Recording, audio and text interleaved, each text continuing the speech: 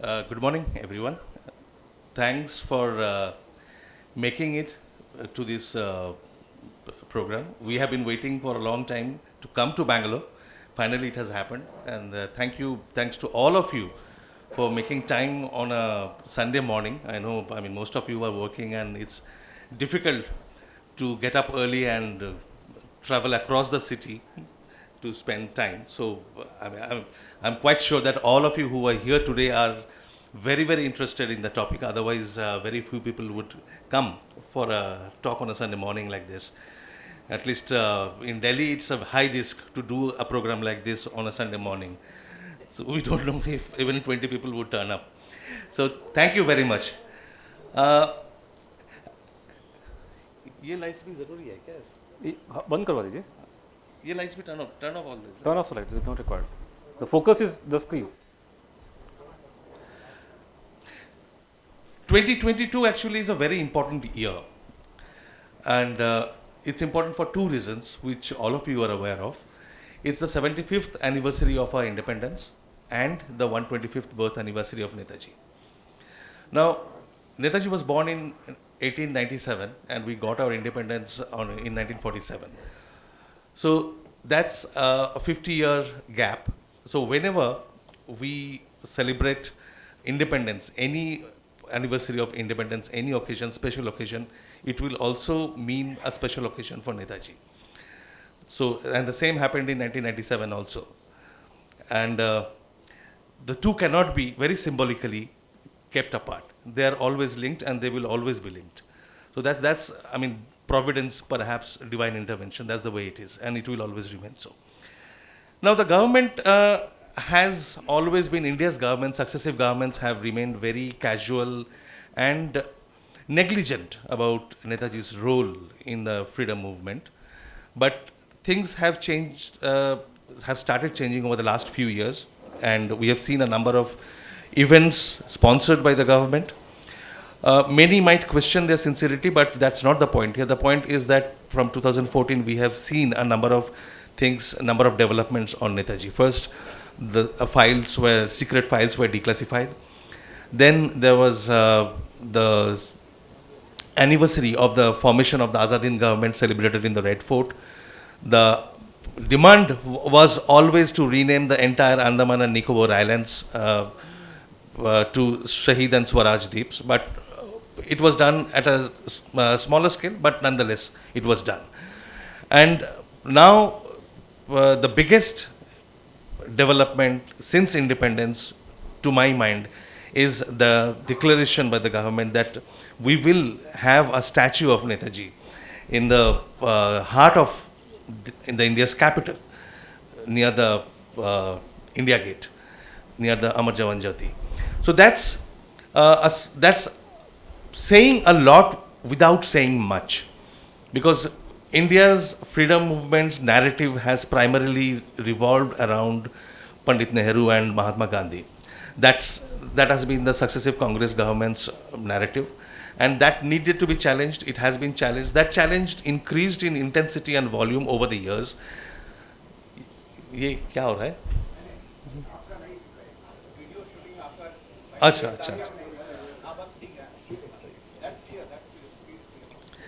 So that the Prime Minister's declaration announcement that we are going to have this statue, something like this. This is the hologram. This is not the statue, and I think it's a matter of great pride that the person who is going to, or I am told that it has already been made. That person is from Mysore, and he has already gained fame through the statue of Shankaracharya, and it's a beautiful one. And we are hoping this is what he is giving to Modi ji is a miniature. I don't know whether that's going to be the final statue. Probably some minor changes will be made because a lot of feedback has also been received. But this is a matter of great pride for your place. And so this is where we stand today. Before I go into the matter of the presentation, I just want to run you through a small video just to set the context, and also to explain why we are talking about this at all. Netaji Subash Chandra Bose disappeared from the public space, so to speak, in 1945. So that might be a matter of historical importance or historical interest, you might argue.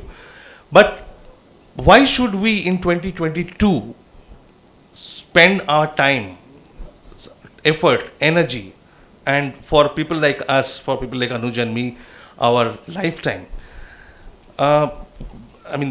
giving up everything and just fussing over this one single matter? As you will come to see through our presentation, that here today we are not talking about history. What we are talking about is very much about present politics, the way free India has developed, so many defining movements and events that have shaped India, the India that we live in today. Those are intricately linked. And therefore, we don't look at this as a matter of historical academic interest. This is very much a matter of living politics. So here's the small video which I would like to share with you. Audio. Dal diya. This is just to show in a few minutes the entire lifespan and work of Netaji and what it meant, how it has impacted us. Most of you are aware of my latest biography on Netaji. It's kept outside, so I hope some of you at least will pick it up and read through it. Because while working on the book, I realized that we have been working on Netaji's disappearance mystery for the last 15-16 years. But while working on his life and work, I realized that his life itself is no less a mystery. We knew so little. So much had been suppressed about how he guided the national movement, what were his views, what all he did, to what extent he went, and how he impacted so many parts of the country. So most of you, I'm quite sure, don't know that he came and traveled across Karnataka, and he, as a Congress president, and later when he resigned from the presidentship and formed his forward bloc, he toured all this area and worked in close connection with the Congress workers in this region. So all those are there, I have tried to capture, and there is much, much more. So I would request you to read the book, because you need to know who he was before you come down to wrecking your head what happened to him. Otherwise, it really is not logical and doesn't make sense. हमारे रास्ते में आएगी भूख, प्यास, तकलीफें, मुसीबतें, मौत। कोई नहीं कह सकता है जिन लोग इस जंग में शरीक होंगे उनसे कितने लोग निकलेंगे जिंदा होगा। कोई बात नहीं है हम जिंदा रहेंगे या तो मरेंगे, कोई बात नहीं है। बात कोई सही बात यह है, अहम बात यह है, आखिर में हमारी कामयाबी होगी, हिंदुस्तान आजाद होगा।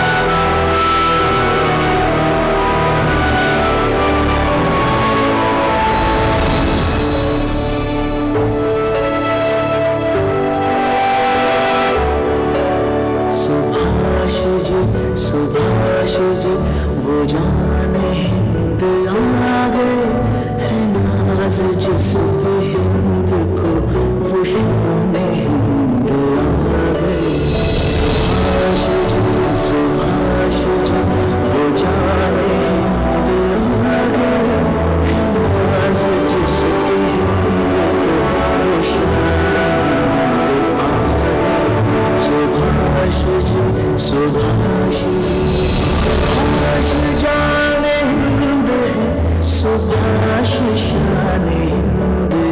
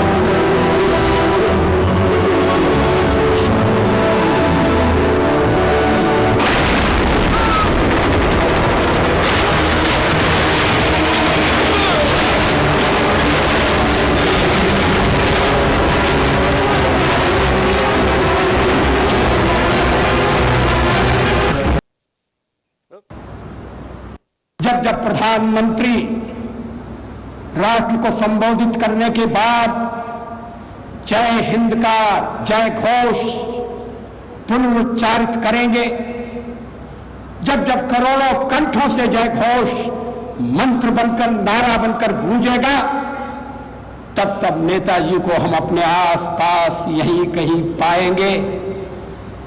नेताजी हमसे दूर नहीं जा सकते, नेताजी हमारे हृदयों में बैठे हुए हैं। अश्वत्थामा की तरह से नेताजी चिरजीवी हैं।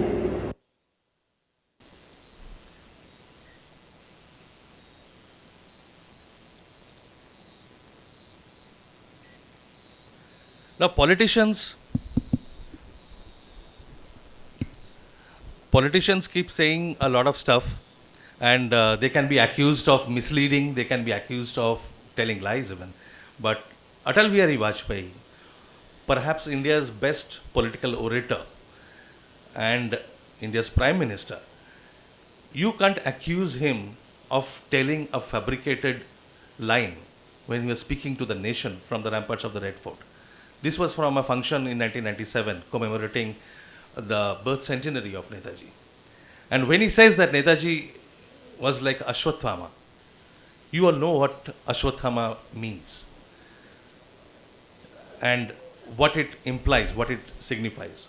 So again, without saying much, without giving out much, he said a lot that day. Unfortunately, the official narrative has not changed.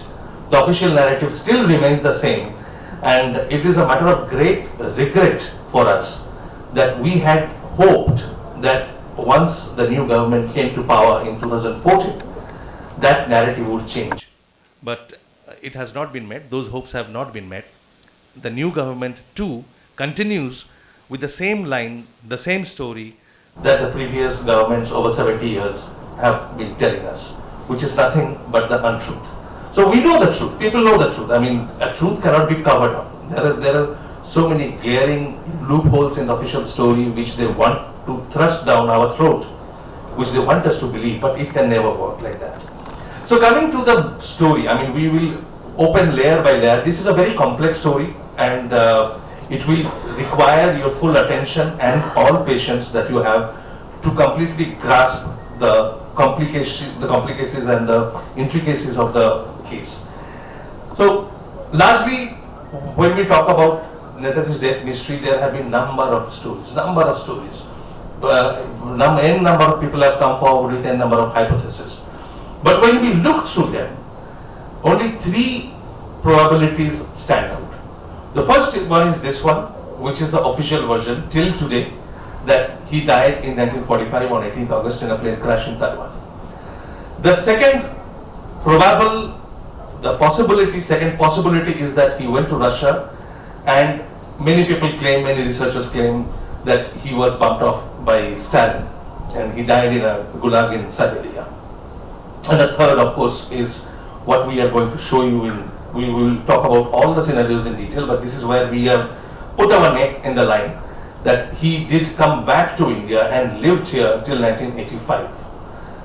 So these are the 3 scenarios. And I mean, I don't have to tell you, it is needless to mention even that only one of these can be true. If he died in 1945, then there is no question that there is any remote possibility for the other 2. If they're just not possible. It might be possible that he went to Russia. In that case, we don't even need to talk about the Gumnami Baba, the so-called Gumnami Baba story, where we are saying that he came back to India.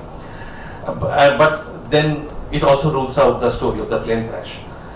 But if he did come back to India, and if we can prove it, then automatically the other 2 get disproved. We don't have to disprove the others specifically. All we need to do is to prove, to furnish enough evidence that he lived in India till 1985.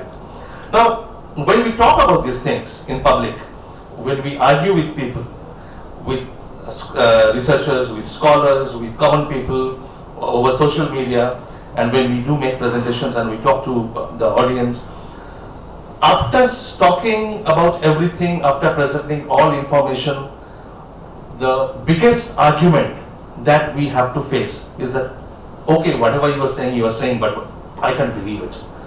The fact is that belief doesn't matter. What you believe and what I believe, I can believe in fairies, I can believe in anything. I can believe in Spider-Man, but that doesn't make it true, and it doesn't matter. This is a question of national importance, this is a question of our nation's history, and the only thing that should be taken into consideration is evidence. So we have challenged all those who talk in favor of Netaji's death in the plane crash in 1945.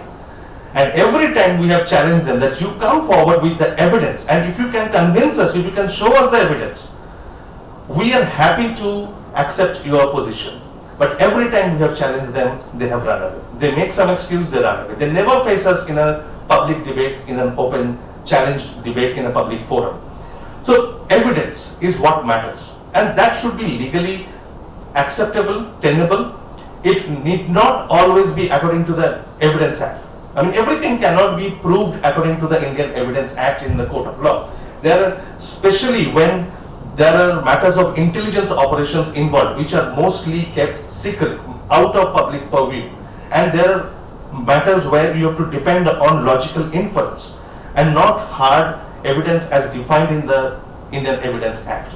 But it should be reasonable, it should be backed by some kind of proof, some kind of evidence, some kind of testimony or documents. And that is why it doesn't matter what you believe. As I said, that you can believe anything, but it doesn't change the reality. Now, just to give you an example, what is belief?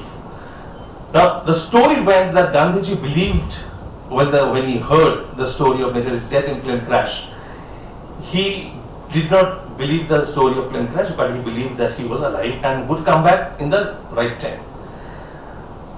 Now, there is, why I am talking about this is that there is a qualitative difference between your belief, my belief, and Gandhiji's belief. Gandhiji had access to kind of information which you or I don't have. He was fed information by the intelligence, by the top politicians, and from different sources, various sources. So when he said that he believes that Netaji is alive, there has to be some basis to it. It is not just the voice of the inner self that he was depending upon. But then, does this belief stop only at belief, or do we get further corroboration on this matter? We get further corroboration, and that strengthens our conviction. We are convinced that what he was talking about belief is not really belief. He was acting on the basis of information that he had received from different sources, and we will talk about it later. Now, the Bose family, obviously, who had been working with us for many years, arguing the same things, now they have made a sudden turn, 180-degree turn. All these years, for the 7 decades, they have been arguing, almost the whole family, except a tiny bit, they have been arguing, they have been vociferous, they have gone to town, they have gone to court, they have gone to commissions, shouting that the story of the plane crash is false. Now, one fine morning, they wake up and they get some divine intervention in their mind, and they start saying that it looks like the plane crash story is true. And then they accuse us that we are defaming Netaji by saying that he came back to India and lived in anonymity, away from the family, away from public gaze. Now, that is an accusation, that is a belief.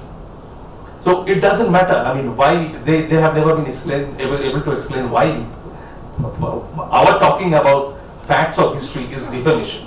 Rather, it shows Netaji in a far greater light, and he comes out as a person who is larger than life. And the very same people had argued in front of the Khosla Commission, the Commission of Inquiry that investigated Netaji's last years from 1970 to 1974, that he was alive even in 1972, 1973. The senior members of the Bose family were standing there under oath claiming that we know. They did not say that we believe, they said that we know that Netaji is alive, but we will not tell you, that is Justice Khosla, about his whereabouts, and we don't want to share any information with you because we don't trust the government. So these are claims, and then there are beliefs. And Nehru Datta Majumdar was the representative of the family.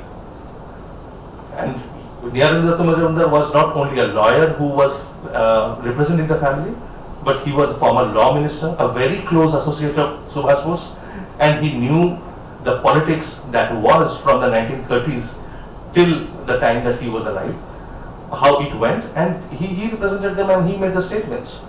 So these people spoke on the basis of information, but the current generation who was saying that Netaji died, we would like to believe that Netaji died, they have no evidence, they have no new information, they have no new arguments. Even if they cannot give evidence, their arguments have to be rational, reasonable, but there is nothing. So let's go through the theories one by one, and the first, of course, is the official theory. Anuj, you start with this thing. The plane crash story you have seen just now, just shown in the movie that Netaji was burnt alive. Now the background of the story is, as we know, almost 7th and 9th of August we had the atomic strike in Hiroshima and Nagasaki. Now Netaji was on the side of the Axis forces in Second World War. So he was getting support from the Axis forces, especially Japan. So he was in Southeast Asia, he was in Singapore and surrounding areas. And so he was informed around 11th and 12th of August that Japanese are going to, 15th, Japan announced they were going to surrender to the Allied forces. So there would be a surrender.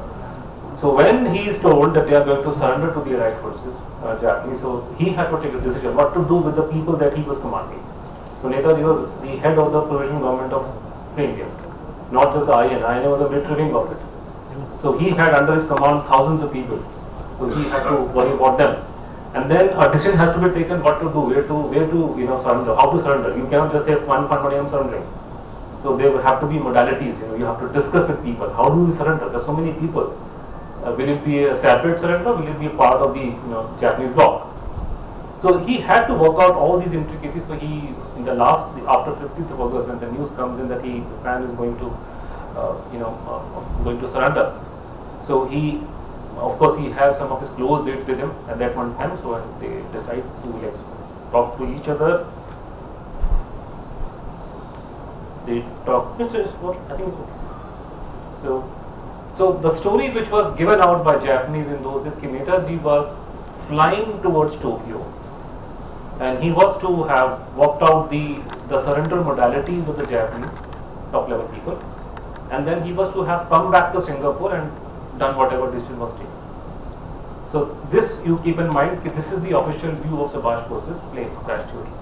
He was going to Japan, to Tokyo, to work out the surrender of the INA, whether to do as a part of the Japanese bloc or separately, because his government was a separate government, it was an independent government of its own, provisional government of India.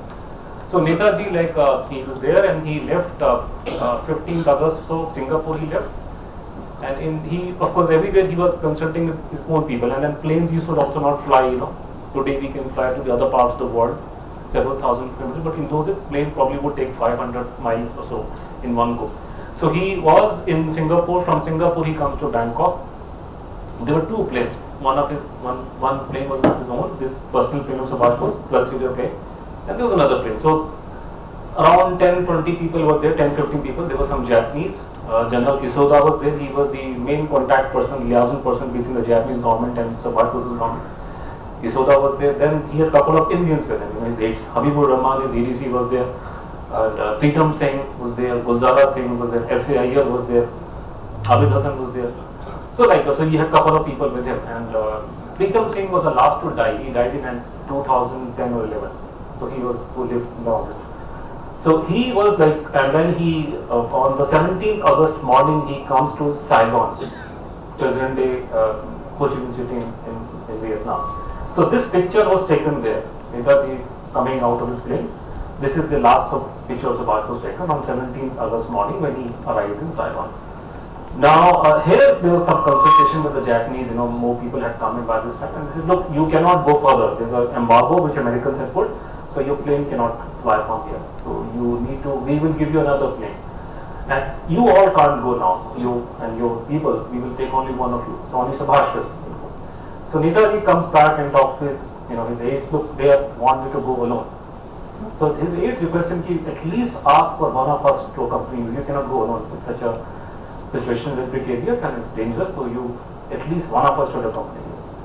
So Habib, and he goes back, speaks to Japanese, comes back, I'm taking Habib with me. His EDC, and he took Habib with him. So 17th August evening, 1945, Subash Chandra Bose left Japan, left Saigon, and people saw him leave. That night he stayed in a place called Tori, Da Nang, present day, Vietnam. The next morning, that is 18th of August 1945, the journey resumed. From Da Nang, they went to the present day Taipei city, Taiwan. And there was a halt in Taipei, lunch break, and they again, the journey resumed. And as you saw in the clip which you shown, everybody was hit. Immediately after takeoff, the plane crash landed. Subash was sitting under a gasoline tank, so the tank burst.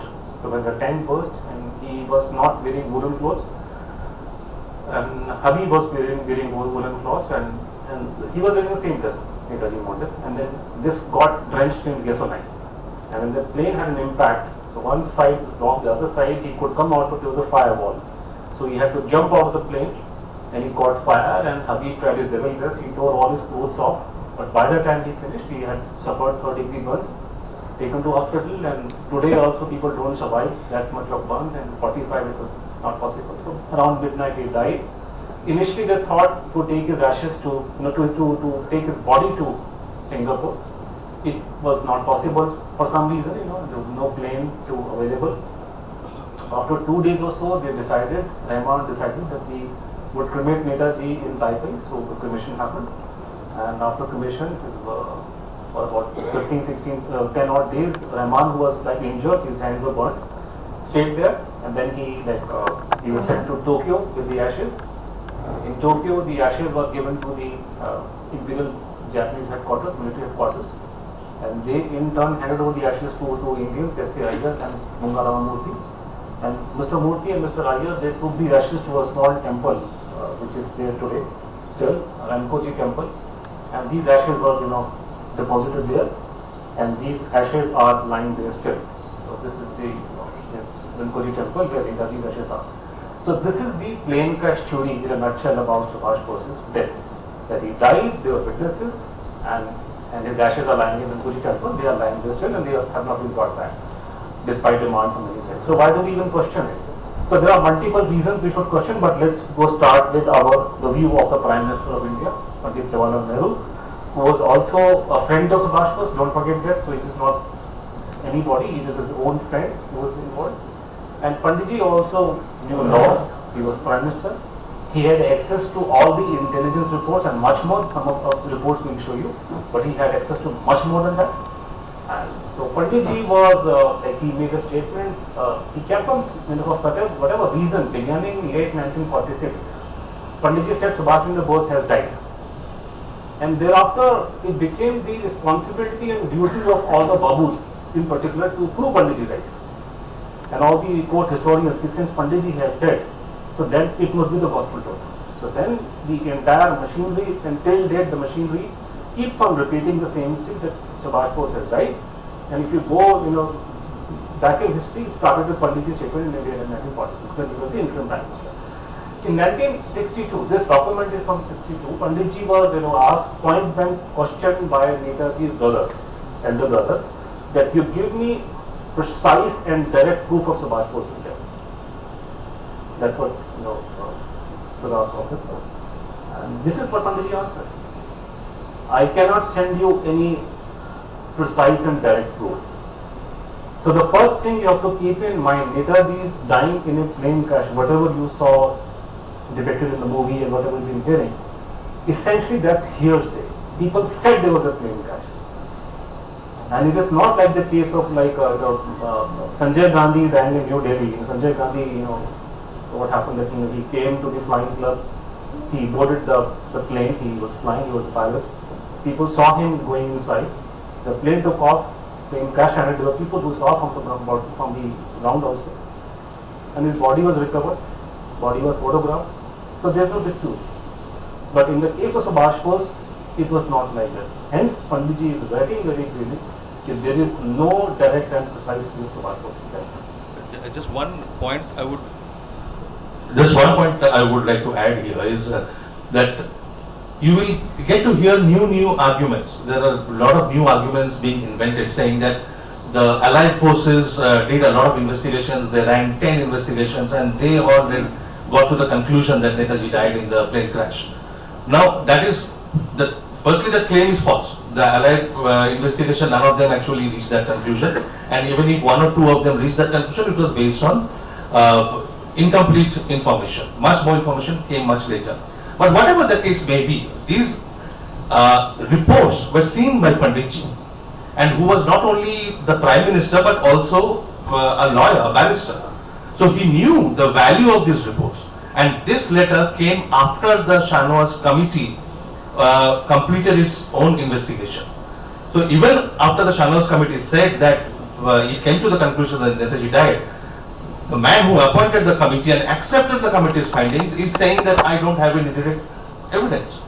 So if the Prime Minister is saying that, why this is important? Because when the Mukherjee Commission report was rejected in 2006 by the Congress government said that the work of the Shanwas committee is more important because it was closer to the date of the event, of the incident.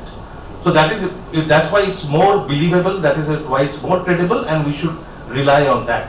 Now here is Panditji himself running down his own committee's report and all the investigations that happened prior to that. Actually, when the news of the plane crash and Subash Bose's death came, people of India believed it. I mean, they didn't have any other clue because people were very simple-minded. So people believed. They began to cry, and Gandhiji also cried, Panditji also cried. So people believed. People were too simple-minded. I mean, come to think of it, I mean, you go back to 1945.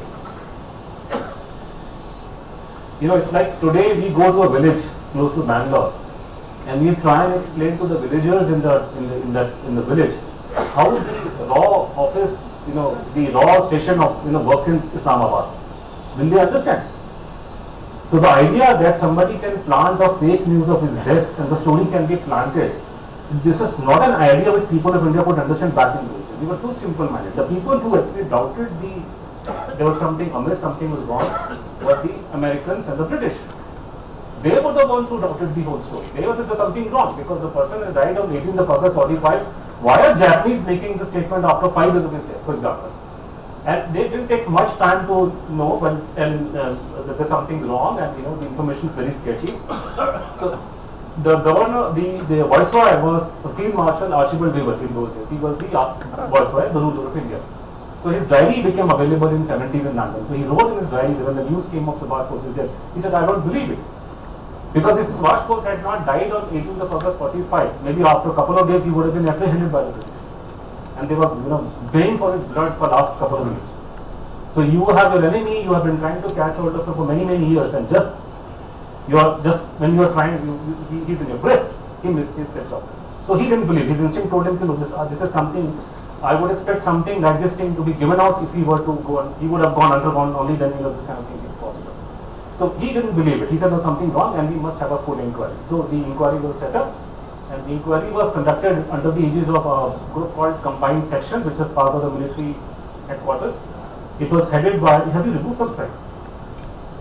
It was, yes.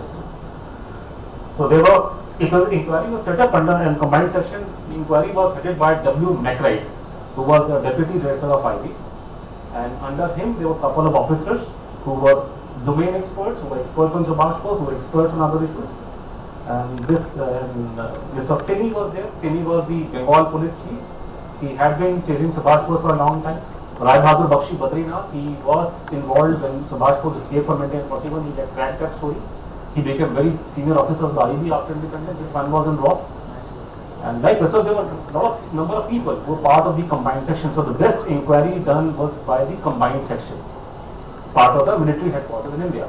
And it didn't take much time to find out if something was wrong. For example, when you say that Subash Bose has died and you don't have the dead body, how do you prove that Subash Bose has died? So this was a picture released by the Japanese.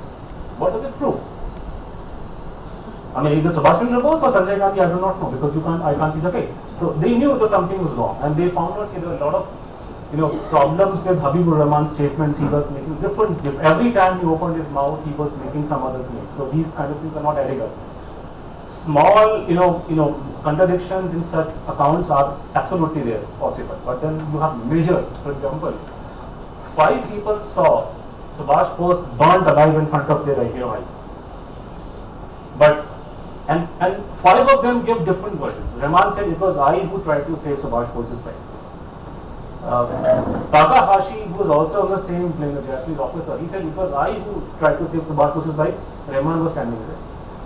Nakamura, who was a ground engineer at the airport, he said, "Oh, the moment I saw the plane crash, I took the, some jeep people, I went there, I pulled Subash Bose out of the bag. I'm sorry, no court of law in the world would accept this kind of news. Too many contradictions. These are major contradictions. And coming from people who were hardened soldiers, they were lieutenant colonels in fact, even when they deposed before the Shahnawaz Committee 56, they were senior officers, they were senior, still working and very much in their senses. They were not that old. They were hardly in their 50s, and they kept on making these stories, and they led to a lot of disputes. So now, once the British intelligence were not sure that there's something wrong, at least there's something wrong, and they were also getting information to Subash was possibly in Russia, they asked the Americans about it. What is your stand? What do you think? Because Taiwan, Taipei, and Japan fell under American occupation after 45, after maybe 21st of August, something like that. Now, when this was asked, so letter went from here. This is the answer which came from the American side in June 1946. Now, think about it. If 1 year after Mother of India's death, you get this kind of information coming from the top level in America. This is coming from Pentagon. This is the War Department, now known as the Department of Defense in America. So this is the answer to the British intelligence, which was routed through the consulate in Bombay. The answer is given on 20th June 1946, which is almost a year after Subash Bose's death, is that a search of the files in the intelligence division reveals that there is no direct evidence that Subash Bose was killed in the plane crash, despite the public statement of the Japanese to the effect. So it's hearsay. Japanese are saying that he has died, but there is no direct evidence. So now we have 2 evidences coming to us. One, Panditji himself writing, there is no direct evidence in 62. And this is American going back and forth. This is the people who are probably best suited to answer this question because they did the first inquiry. Habibur Rahman was arrested by Americans. The first interrogation of Rahman happened because Rahman was probably the most important witness of the plane crash. So they were the American army interrogating him first. Then they handed over him to the British. And they are saying no direct evidence. So you have these 2 counts. Now we skip and we come to our time. This is our reach. Now this is the 125th year of India's independence. 25 years ago, we had the 100th year of Netaji's birth and the 50th year of India's independence. So that also led to, some of you would recall, a lot of interest in Netaji back then, and Devi Gowdaji was the Prime Minister. And interesting thing, whenever we have in this country government other than the Congress party, we have seen some positive moves made by the government, whether it is Devi Gowda or Moraji Bhai or VP Singh or the present government. And all the time when you have a non-Congress government, you do see certain positive things taking place from Subash Bose. So it so happened when this was, Netaji's 100th year was, being going to be observed around that time. People who were supporting the plane crash theory, they began making these remarks. Look, Netaji has died. The story has gone on for almost 50 years now. Let's put an end to it. Let's bring the ashes. Now you must have seen even these days people are making the same argument. Netaji's ashes are lying in Japan, and they should be brought to India with full honor. So people who were supporting this line, even those days, they began making these demands that Netaji's ashes are lying in Japan, in Rinpoche temple, then they must be brought to India. They must be brought back. And once that kind of demand was raised, the then Defence Minister Mulayam Singh Yadav, I think he was probably not aware what he was saying, but he said, "I'll bring the ashes back to you." He made such statements on that. So somebody went to the court of law. In Calcutta High Court, a case was filed of public interest litigation, and the petitioner wanted the government of India to first prove that Subash Bose had died. How can you bring ashes to India when it is not proven Subash Bose had died? So there, Prabhat Shankar Mishra ji was the Chief Justice of the Calcutta High Court in those days, so he wrote his order. I also met him, that's what he told me, is a separate matter, but he also wrote his order. He asked the government lawyer to define the government of India's position. Now, please understand one thing, normally what we see on television, we see spin doctors who represent political party A, B, C, D, and they come and they'll give you some spin doctrine. they will make some personal attack here and there. Essentially, the point is to win. Now, you cannot be a spin doctor in a court of law. You have to talk facts, especially when the judge is interested in the case. So obviously, it was not possible for the government of India lawyer to tell a lie, and unfortunately for the government was not of Congress but of Delhi Court. So then a question was put to the government of India: what is your stand? So the government counsel on record, if any of you has got a experience of law, I am quoting from the court order. So the government counsel before the commission, before the High Court said there was a claim that Subash Bose had died in a plane crash, but the evidence is very sketchy and the eyewitness accounts is contradictory. So the court itself then said, look, you yourself are admitting the plane crash story is not believable, so you might as well have a proper inquiry into this matter. So the court ordered. So now we have got 3 counts. Panditji accepting no direct evidence, nothing. Americans are saying no direct evidence, and Government of India itself accepting before the court of law. In 1997 there was no direct evidence in so and so forth. So the commission, the order came, and by the time the court order came, Atal Bihari Vajpayee had become the Prime Minister. It was not possible for Atal Bihari Vajpayee to ignore this issue. There was a similar court order in 1985 or 6 when Rajiv Gandhi was Prime Minister from the Rajasthan High Court, and the government just ignored it. I'm sure the Congress party would have ignored. They didn't care about the courts of law or anything, such things in those days. I mean, today we talk so much about courts. Don't forget, yesterday was the emergency, we were all discussing yesterday. Nobody, the courts would talk big nothing in those days. It's only these days they talk so much, but in those days, the cat had taken that, tongue, the courts did not utter a single word when so much was happening in the country. So Rajiv Gandhi government did not do anything, but Atal Bihari Vajpayee could not have ignored the court order. For one, Atalji had been talking about Subash Bose for a long time. In the 60s, he used to ask questions in Parliament, and so he couldn't ignore. So there was a meeting, because the matter of Netaji's death is in the remit of the Home Ministry. So you have Mr. Advani was the Home Minister, Advani ji, the Home Secretary, and Sodhi Sarab ji, Attorney General. They had a meeting, consultation. They spoke to people who were in Netaji's family. One person from Subash's family who was a Congress leader. He said Netaji has died in the plane crash. No need to for an inquiry. And they spoke to Comrade Lakshmi Saital, who was with Netaji once, but then she had become part of the Communist Party. She also did not, supported the plane crash story. But Government of India thought was, I think they cannot ignore it because the court is very clear. So they set up a commission. And then, as the protocol goes, the Supreme Court of India judge, Chief Justice of India, is asked to nominate a judge to do the inquiry. I understand that there was a buzz that Justice Thomas's name was being announced first. But for whatever reason, Thomas was not available. So Justice Manoj Kumar Mukherjee, former Supreme Court of India judge, former Chief Justice of Bombay High Court, he was asked to do the inquiry. And Justice Mukherjee began his inquiry in 1999. And the inquiry lasted for about 5 years, Mukherjee Commission. Justice Mukherjee, now again, before the commission, you have parties, you have councils representing different parties. So Government of India had a lawyer before the council before the commission. And the government council before the commission, from the start to the finish, said there was no plane crash. He never argued. In fact, he said, initially he said nothing. Initially he had no view. But when the inquiry ended, towards the end of it, so what happens in a commission of inquiry? You have an argument session whereby you have the judge and you have different lawyers making their case.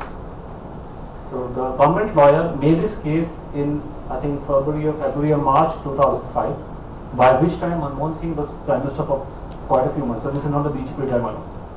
So the government council before Mukherjee Commission gave a clear statement that plane crash has not taken place, Subash Bose has not died.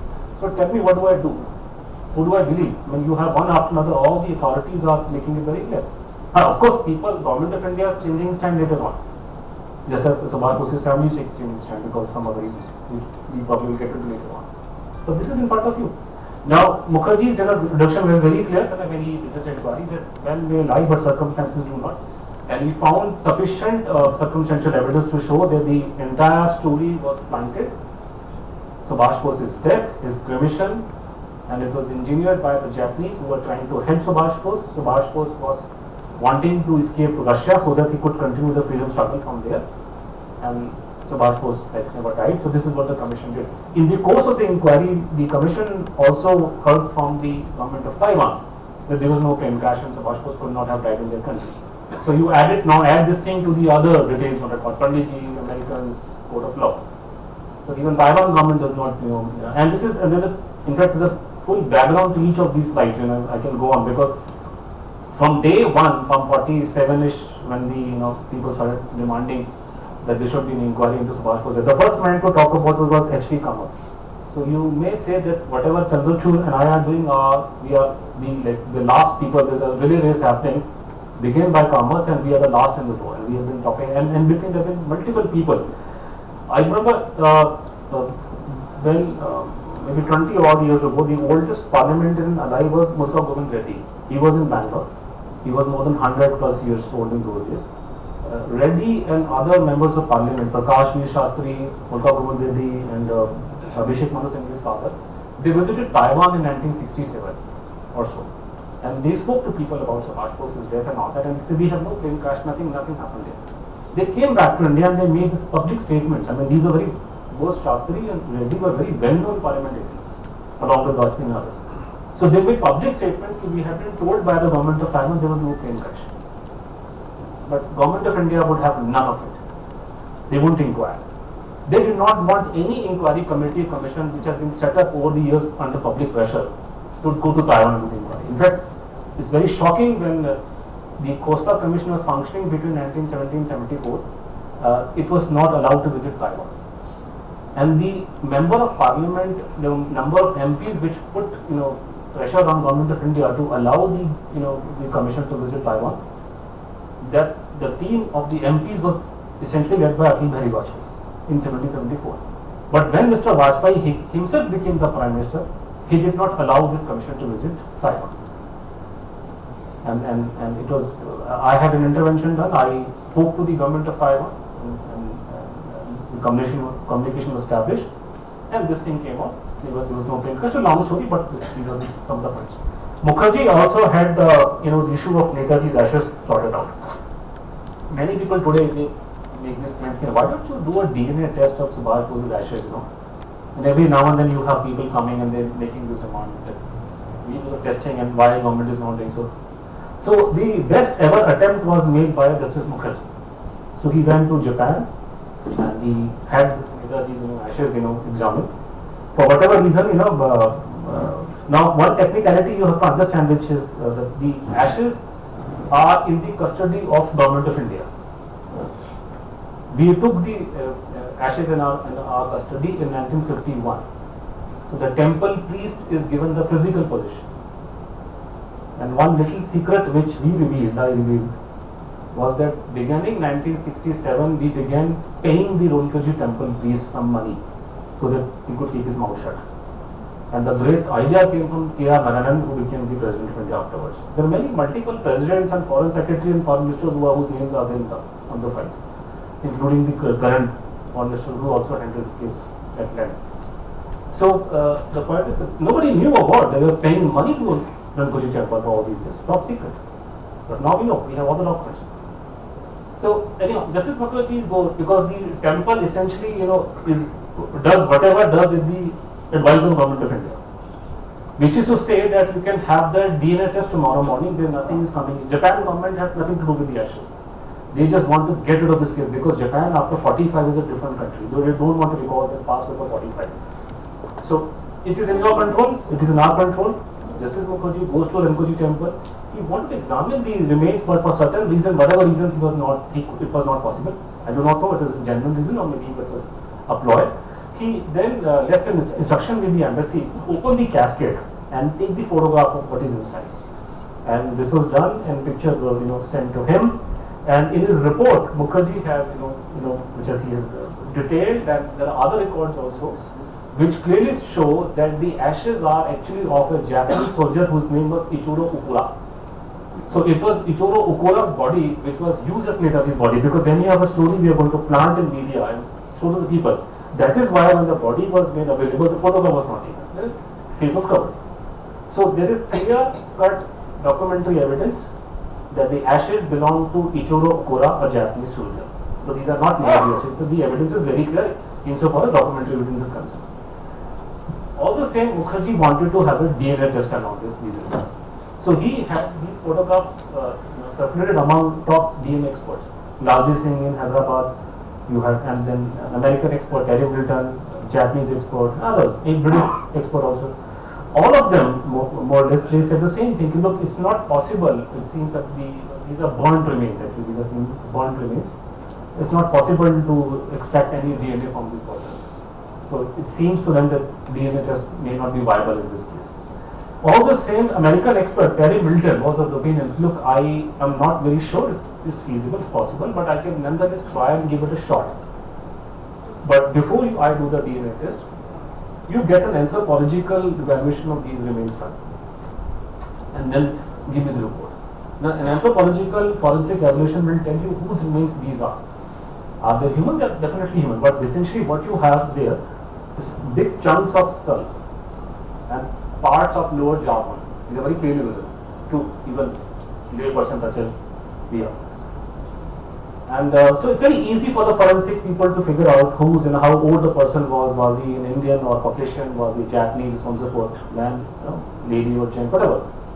So a forensic evaluation probably can give you a hint whether this is an Indian who was around 47 years of age or is a Japanese somebody else. So now the question is, why there is no DNA testing of Netaji's remains? The answer is Government of India does not want it. Because after the Government of India was informed of this decision of the Commission and what Terry Milton was going to do, they didn't do anything. So it is not our fault. We are all for the DNA testing. Please do it tomorrow morning. The only condition, if you explain later on, the testing should be done in an American or British lab. No Desi lab will do. I'm sorry. Chor company का हमें कोई विश्वास नहीं. No Desi lab, we want the American lab. No, I'm sorry, no, वो आपका कौन सा आजकल कहते हैं वो विदेशी वाला क्या वो उनका चला था बीच में स्वदेशी डेवलपमेंट. I'm sorry, no स्वदेशी सुभाष चंद्र बोस केस. नंबर 1 चोर कंपनी बैठी हुई है. ये इनका एक ही एजेंडा है लाइफ में कि महात्मा गांधी की प्रमोशन करो बैठकर. They are trying to do everything else in the world. Now please understand, this is a very important document which has come up because of what effort that we made, about which Chandra will tell you more, but these documents were released by the Modi government after we applied, pressure and whatever. Now, there are multiple files. There are 305 files have been released by the Modi government because of what we did, and about 700 files were released earlier because of our efforts. So maybe we have caused more than 1,000 files to be declassified. Now, in these files, you will find everybody from Mr. Jaishankar to J.N. Dixit, to everybody, writing in the file that Netaji's ashes are lying in Japan, Tokyo. This is the government view. But we can't bring the ashes to India because some people in Bengal are not in favor of it. So when these people who had made up their mind that Subash Bose's ashes are lying in Japan, we cannot bring them to India because of some political reasons, when they were asked to do a DNA test, this is what it is written in the government file. If the result is in positive, then the entire issue will be resolved. Absolutely correct. If the result comes in negative as to the DNA result does not tally with the biological sample collected with relatives, one can imagine the reaction of the nation. Hindi में बोलेंगे अच्छा रहेगा कि भैया कर गया तो हो गया और अगर नहीं हुआ तो मारे जाएंगे. This is what it means in English. चोर की दाढ़ी में तिनका. आप इतने ही कॉन्फिडेंट हो तो करवाओ टेस्ट. उसके बोल दिया कि भैया नहीं मिला तो मारे जाएंगे. तो तुम पहले से क्यों बोल रहे हो कि पेंटेशन मर गया? करवाओ test. So this clearly shows that they were scared. They were afraid. क्या हो सकता है? क्या होगा? Whatever. So that means they're not sure of their ground, because if I'm sure, I would say do it. But this is very important. This document is very important and it gains added importance now today, because earlier we had to deal only with the misinformation campaign of the government of India. Now added to them is the Bose family. Now the Bose family, you might have read, some of you might have at least read in the newspapers, they have started a campaign of misinformation and they are pointing towards Justice Mukherjee for not doing the DNA test. So they are saying that the government was willing to do it, but Justice Mukherjee did not want it, so he stopped it. This document proves that the government was absolutely unwilling to do it. And Justice Mukherjee actually wanted to do it, but there were many obstacles, and the main obstacle was the government of India. So it is the government of India which is responsible for the DNA tests not happening till date. Well, there's much more information, but then we will not go. It's not the time to talk about the other information. But you must understand something about Subash Bose's family. None of Netaji's siblings believe that he died in plane crash. Not one of. He has 12 or 13 brothers and sisters. Not one of his nephews and nieces believe that he died in the plane crash. Only one nephew broke the ranks, Congress leader Cecil Kumar Bose. And today the people, and then so it's the pro-Congress faction in the Bose family which began talking in favor of the government. Otherwise, not one brother, not one sister, not one nephew or niece. Netaji's wife died in 1996, believing that he was in Russia. Daughter is singing some other tune. Her mother did not believe. I can show you that. She died in 1996. Probably will answer the question later. So, but the family is playing some game. The game is something else, so we will come to that game also. Now, the very fact no DNA test has been done, on the ashes presumed to be of Subash Bose in this country. How serious thing this is? Just to give you an example, this is the press conference called by the CBI when they cracked the Bhamari Devi murder case. Some of you might recall it was in Rajasthan, and this lady was killed by a minister. And the problem with this was that the dead body was not available. Without the dead body, you can't prove that somebody has died. So they did investigation. They went all over the world, and the culprit had destroyed the body and put the remains in, hidden them away somewhere in the jungle or God knows some far off area. So they went all over the world and they actually dug out those remains from that part of the world. And when this was happening, the CBI was making inquiry, and it happens in all the cases in India. You take up Alshu Talwar case or any other case. Whenever there is a case and people, the authorities will do an inquiry, nobody will question them. They will say, no, we want to know the truth, we want to know justice. But unfortunately, for political reasons, when Subash Chandra Bose, right from 1950s, people have been saying, kya hoga, kya karna hai usko? Why are you wasting public time and money and energy? Jo chala gaya, wo to chala gaya. Why are you doing it? What is the point of inquiry now? So this argument, this line of thinking, what is the point of inquiry into Subash Bose's death is not new. It is very old. This mindset was responsible. This was the reason why this case was not cracked in 1950s. Because people did not like Subash Bose, so they said we don't want any inquiry about Subash Bose's death. Mahatma Gandhi, you can have endless inquiries. Then there is no problem. For Rajiv Gandhi's death, you can do all the inquiries, will put the blame on Americans, the Americans responsible for it. Then there is no problem. No national security, no national interest. They blame the Americans publicly, of a home minister in parliament. But for Netaji said, what is the purpose of it? Justice nahi hota kya? There is nothing called justice. And these remains were then sent to FBI lab in America. And from the FBI, the result came that the ashes belonged to, the remains belonged to Bhamari Devi, the case was cracked. So for Bhamari Devi, you are sending the samples to FBI lab, and in the Netaji case, you want me to go to some third class government of India lab. क्यों भैया? हम क्यों जाए third class lab के अंदर? आप जाइए. खुद का बच्चा बैठा अमेरिकन बनने के लिए, हमको कह रहे हैं थर्ड क्लास के सरकारी लैब से टेस्ट करवाओ. क्यों हम नहीं कराएंगे? हमें अमेरिकन लैब से टेस्ट करवाना है, बिकॉज आप लोग झूठ बोलते हैं. We'll come to it. Now, look at this. This is when the Mukherjee Commission report came out in 2005. Unfortunately, by that time, Congress party had come to power. They rejected the report. This is the action taken report as tabled in Parliament. No reason was assigned. Imagine it was some other case like Bhamari Devi case or Alshu Talwar case. If the investigating agencies of government, whatever, they were to give out their verdict in one line, giving no explanation, media would have eaten them alive. Kacha khalega media aap log ko. Today we have proper evidence. Probably will come to it in the question answer session. India's becoming free has to do with Subash Chandra Bose. This fiction of ahimsa driving British away was planted to show the British in good light. आपके दिल्ली शहर में कोई किराया वाला गाड़ी छोड़ता हिंसा से, आप क्या बचकानी बातें कर रहे हो?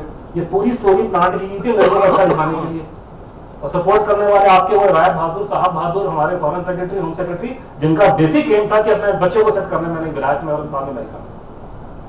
ये वो एलीट क्लास है जो आपको ये झूठ बोल रही है. पूरा उनका बस चलता है, वो तो अंग्रेजों के गुलाम बनने को राजी थे पूरी जिंदगी भर के। तो जिस आदमी की वजह से आप आजाद हुए हो, the person who because of him became a free country, matter of his life and death, you have an investigation is done by a very reputed, honest, former Supreme Court of India judge, and you reject the report in one line, giving no reasons. And people in Parliament, Dr. Murli Manoj Joshi and other members of Parliament, they accused Government of India and Parliament in 2006 when this report was tabled. The people of India will not forgive you for this. And this is happening. So, having gone through this very brief outline, anybody can make out this the plane crash story. It is not believable. Then we come to the issue of the issue of Russian, what happened, if Netaji did not die, what happened to him? Well, all evidence on record by way of intelligence report is indicating, and even Mukherjee admits, Netaji was planning to go to Russia because that's the only place where he could find refuge after the Second World War, and probably he wanted to take support of Russians. Russians had helped him earlier also, and this is all. So, but suppose you put question to us today. Do you have any legally admissible, Chandrachur talk about legally admissible evidence, is there any legally admissible evidence that Netaji was in Russia after 1945? My counter question would be, do you have any legally admissible evidence that Dawood Ibrahim is sitting in Pakistan? We keep saying he's in Pakistan, how do you know?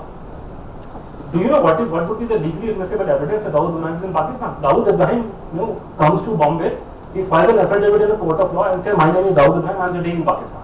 Then it becomes legally admissible. You have all did Americans have legally admissible evidence when they went to what about to hunt Bin Laden down? No, they did not have a photograph. They did not talk this. They had very faint information coming from here and there. They did not have a proper they did not have a picture also. Some tall guy walking in the compound. That's all they had. And President Obama was very he was in a sense very nervous. He said, for all we know, there may be some sheikh sitting there with his wife. But this is how it happens in the airport. You get inputs and intelligence, you use your sense and you do it. Otherwise, there are multiple reports from the intelligence and accounts very credible showing Netaji personation. Show you one or two, but तो video हटा दिया आपने? नहीं हटा दिया आपने, वो उसका वीडियो हट गया. Now, for example, I was telling you there was a combined section, which was set up. Finney was there, W. McWright was there. He was the heading, the deputy director of IB. Somebody I just met was telling me about somebody he knows, he was working at IB and he knows nothing. अरे ये लोग तो ऐसे चिंदी चोर है, अपनी माँ को नहीं बताते हमने क्या किया ऑफिस के अंदर. सब रिपोर्टें पड़ी हैं लोगों के हमारे पास. So these were the top shots of IB in those days. बाकी रिपोर्टें भी हैं.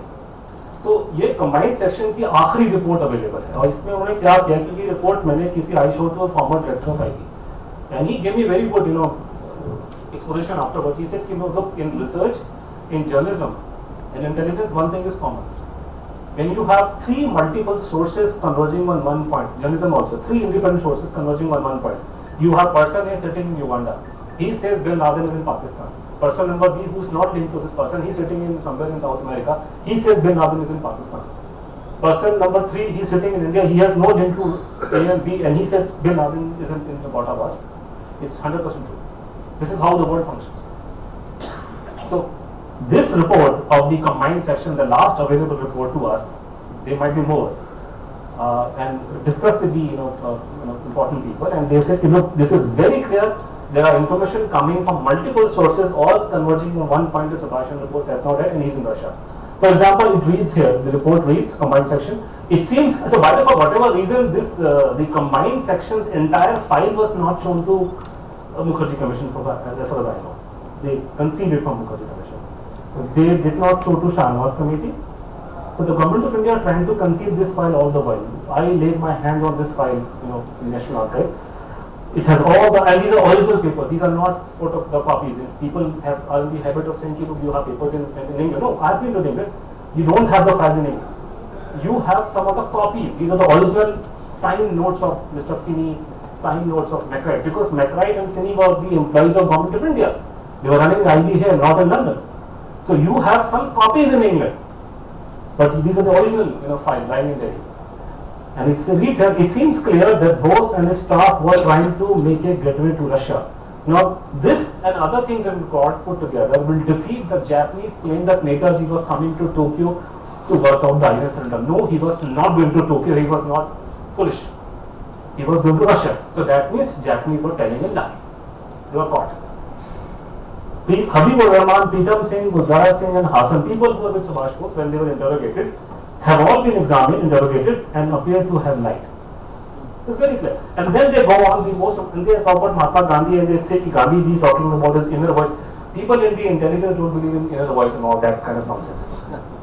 This is very important. The last portion of that combined section report, it talks about Russians saying that Subash Bose is in Russia. We say that informed by the Russian ambassador in Kabul that there were many Congress refugees in Moscow and Bose was included in their number. There is little reason for such persons to bring Bose into fabricated stories. The underline is made by Justice Khosla, not by me. Why would an ambassador of a country make, they will not get into all these kind of bazaar gossips. And it reads further that the Russian Vice Consul General disclosed in March that Bose was in Russia. So you have sources from the Russian fairly high level saying that Netaji is in Russia, and this is coming 8/4/46. Many months after Subash Bose's death. So what do I do? Now, what has happened, of course, we met the Prime Minister, we will come to it in the next segment, and we requested the Prime Minister, and in those days the family and we were working in tandem, that you talk to Russians. If Netaji was in Russia, and I want to know the truth, I don't have to go to some university and talk to some professor here, but the professor, in the name of God, we have the Russian embassy in Delhi.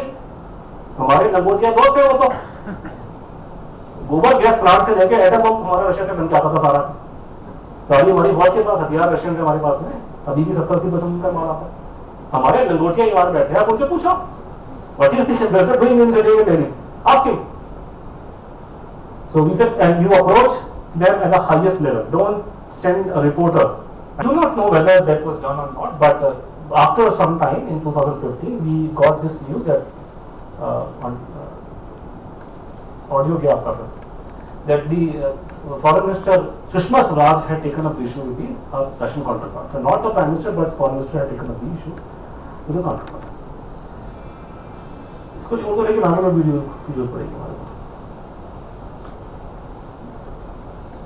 को इसको छोड़ दो इसको आगे में निकाल दो आगे में देखेंगे anyhow so the information that has come out that since then that the in 2019 when the question was put in parliament so this answer came and media published it as it is without applying their mind without talking to me or him Baba any question you talk to us ना हम बैठे हैं यहाँ पे उसने कहा तुमने मान लिया so the information in the government said in parliament that Russia has conveyed it was unable to find out in fact what it read actually there is no information that's what the government formulation was in parliament अब वो आपको जो ना उसका minute उसके मतलब उसकी जो फाइनल पॉइंट समझना पड़ेंगे कि वी हैव नो इन्फॉर्मेशन का मतलब क्या होता है ये हमारे प्रधानमंत्री थे लाल बहादुर शास्त्री ठीक है नहीं आप सुभाष बोस पे तो आप झूठ पे लोगों कि भैया हमें पता नहीं है वो तो अंग्रेजों का जमाना था बड़ी पुरानी बात होगी चलो ठीक है पुरानी बात होगी लाल बहादुर शास्त्री तो भैया 1960 में डेथ हुई है और तुम्हारी पूरी आधी गवर्नमेंट साथ में गई थी उनके वहाँ पे तो आप उनकी मैंने उनसे आरटीए में हम लोगों ने लगाई we wanted them, government of Ministry of External Affairs, to give us the papers concerning Shastri's death in Tashkent. So this is the answer they given to us. The concerned division has conveyed that they don't have information on the subject. आधा विदेश मंत्रालय आपका बैठा हुआ है Tashkent के अंदर पता आपका विदेश मंत्री वहाँ बैठा है आपका फॉरेन सेक्रेटरी वहाँ बैठा हुआ है हमारा एम्बेसडर टीएम कॉल टिकू कॉल वहाँ बैठा हुआ है and we have no information इसका मतलब क्या इसका मतलब ये है कि आपको याद है कि जब हमारा ये कश्मीर से ये आर्टिकल 370 हटने वाला था तो पहले हमें खबर लगी थी लोगों को सबको मालूम था कि मंडे को कुछ होने वाला है तो जो पार्टीज वाले थे जिनको बड़ा डर लग रहा था कि ये हटेगा तो मुश्किल हो जाएगी they went to the governor of Kashmir and they asked him कि sir is it going to happen he said I have no information तो आई हैव नो इन्फॉर्मेशन का मतलब होता है कि I have no information to give to you तुझे क्यों बताएं हम लोग तू कौन है तो not every information can be shared that what it means और मीडिया ने उसको फेस वैल्यू पे लेकर उसको ये छेड़ दिया अब हम लोगों ने ये मजाक में ना हमने ये मीम बना के डाला था अपने फेसबुक ट्विटर में ये पुतिन जी मोदी जी को बोल रहे हैं कि भैया तुम अपने तो आईबी डॉक्यूमेंट पब्लिक करते नहीं हो हमसे क्यों केजीबी के मांगते रिकॉर्ड सीख आपकी खुद की इंटेलिजेंस एजेंसी जो है वो रिकॉर्ड पब्लिक नहीं करती है जी। आपकी गवर्नमेंट का स्टैंड है कि सुभाष बोस की प्लेन क्रैश में डेथ हो गई है। पुतिन को कोई पागल कुत्ते ने काट खाया जो पुतिन बोले कि हमारे पास में था, वो अब प्रॉब्लम क्रिएट कर देगा आप लोग के लिए, हमारे लिए।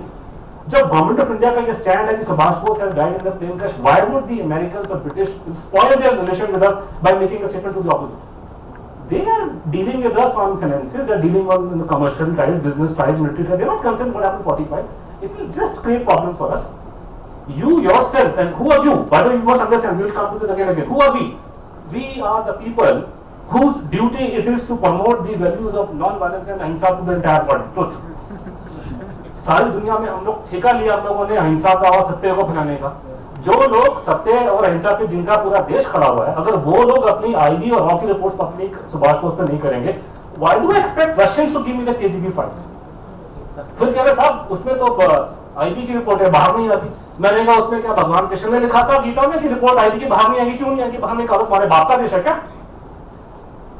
जिस आदमी की वजह से तुम आजाद हुए उसकी रिपोर्टें तुम छुपा के बैठ रहे? ये कहां कौन सी में लिखा है? मेरे को तो गीता में नजर नहीं है कि भगवान कृष्ण ने कहा कि आईबी की रिपोर्ट बाहर क्यों नहीं आएगी? आएगी, सब निकालो बात। क्या क्या माइंडसेट है? अंग्रेज का जमाना है क्या? तो अपना तुम्हारा खेल खराब है, अपना तुम रशियन को क्यों ब्लेम कर रहे हो? वो रशियन आपको नहीं देगा, आपको आप पहले अपना माल लेकर ले, उसके बाद में आपको रशियन देंगे माल आपको कि साहब हमारे पास में था, गैस था हमारा, तो बताओ। तो this is the problem. I mean, the mindset that they have for not releasing information, for not releasing documents is just amazing. When we started applying under the Right to Information Act, asking for documents and all, their first response was funny. We did it towards the end of 2006, and we asked certain documents from the Home Ministry, and their response was that the RTI Act stipulates that any document that is older than 20 years cannot be released.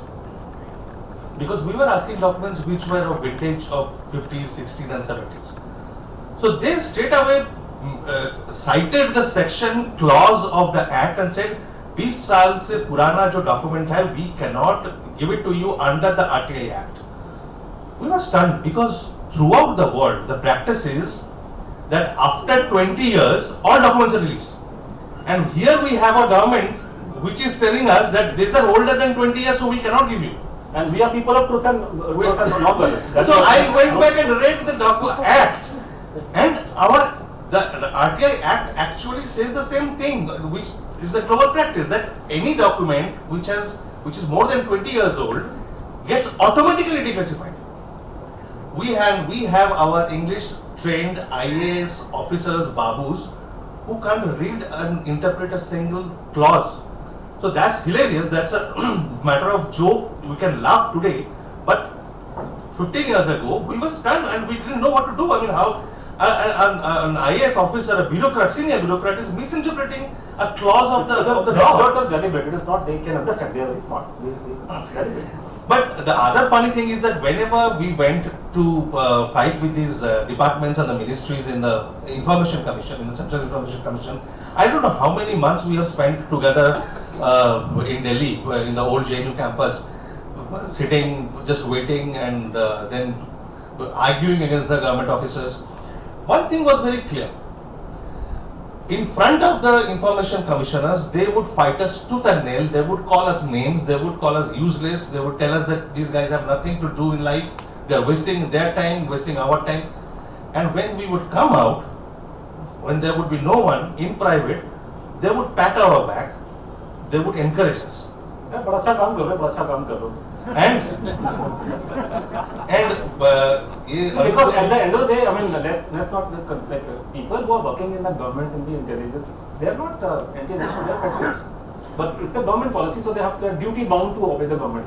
That's it. So Russian correspondence की जब बात आई, which Anuj was just talking about, where he and I went to the Ministry of External Affairs office to submit that application to share the correspondence between the government of India and the government of Russia with us.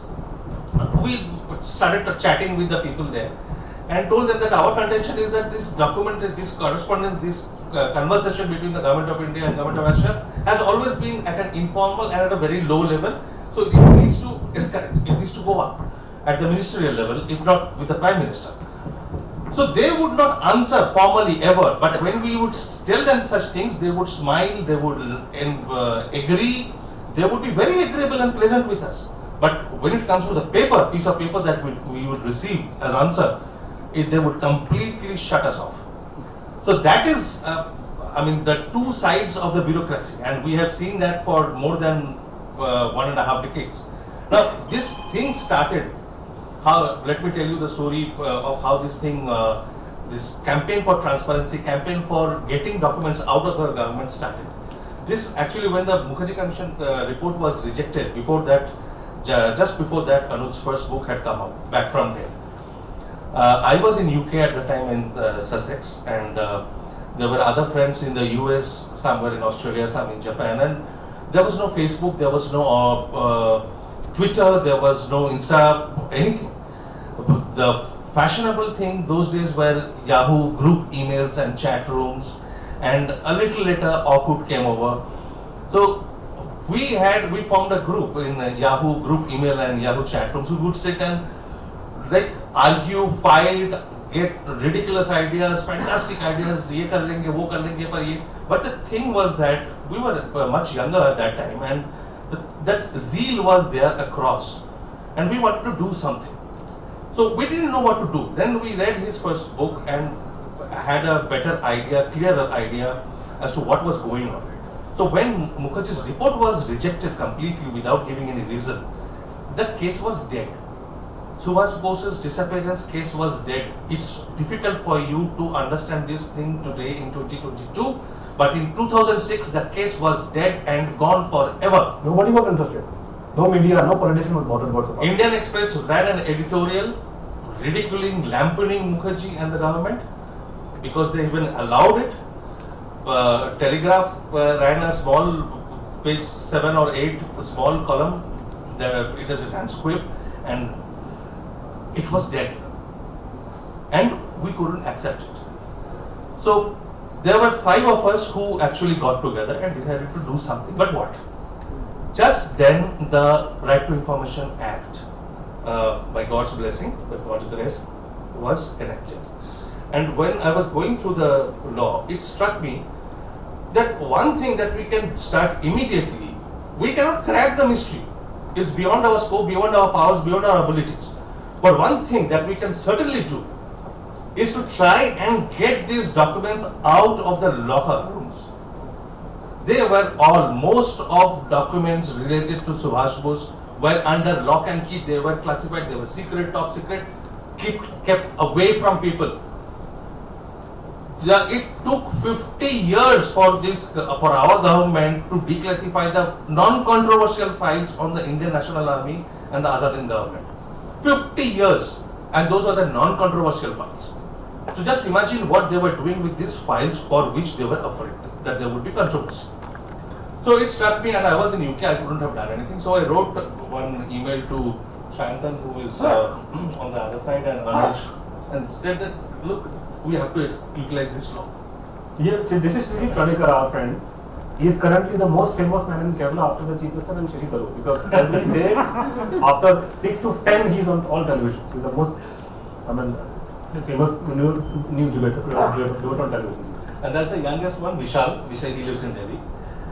So I asked Vishal, just go, and I drafted the application and said that we need the documents of some specified documents of Khosla Commission and Sharma's committee. Vishal, you go and file this, submit it to the Home Minister. So Shantan got very angry. Vishal is a small boy, he can't go and he should not go, I will go. I said, okay, fine. So he went and submitted, and then once the case started, I came back to India. One thing, Anuj was not agreeable in the beginning because he said that we know that they will refuse. So it occurred to us that even if they refuse, that by itself is a news, and that by itself is the surest indicator that the government is hiding something. What is there to hide? Papers related to a man who you claim died 60 years ago. 60 साल हो गए हैं, अब तो पन्ने निकालो, सारे papers निकालो. Why are you hiding it? You are so sure. This is also to basically we reinvented this entire case, because see, you talk about Netaji or death mystery in 2000. One, nobody was bothered. Media, they were flying in the air, they won't care. And if you pursue, I was in media, you use your contacts and tell somebody who's interested, they probably will run a story 7th page somewhere in the Sunday section. That would have, and they would just take all sides. Now the point is that once you reinvent the entire case and turn into not Netaji but declassification, transparency. Now these are buzzwords.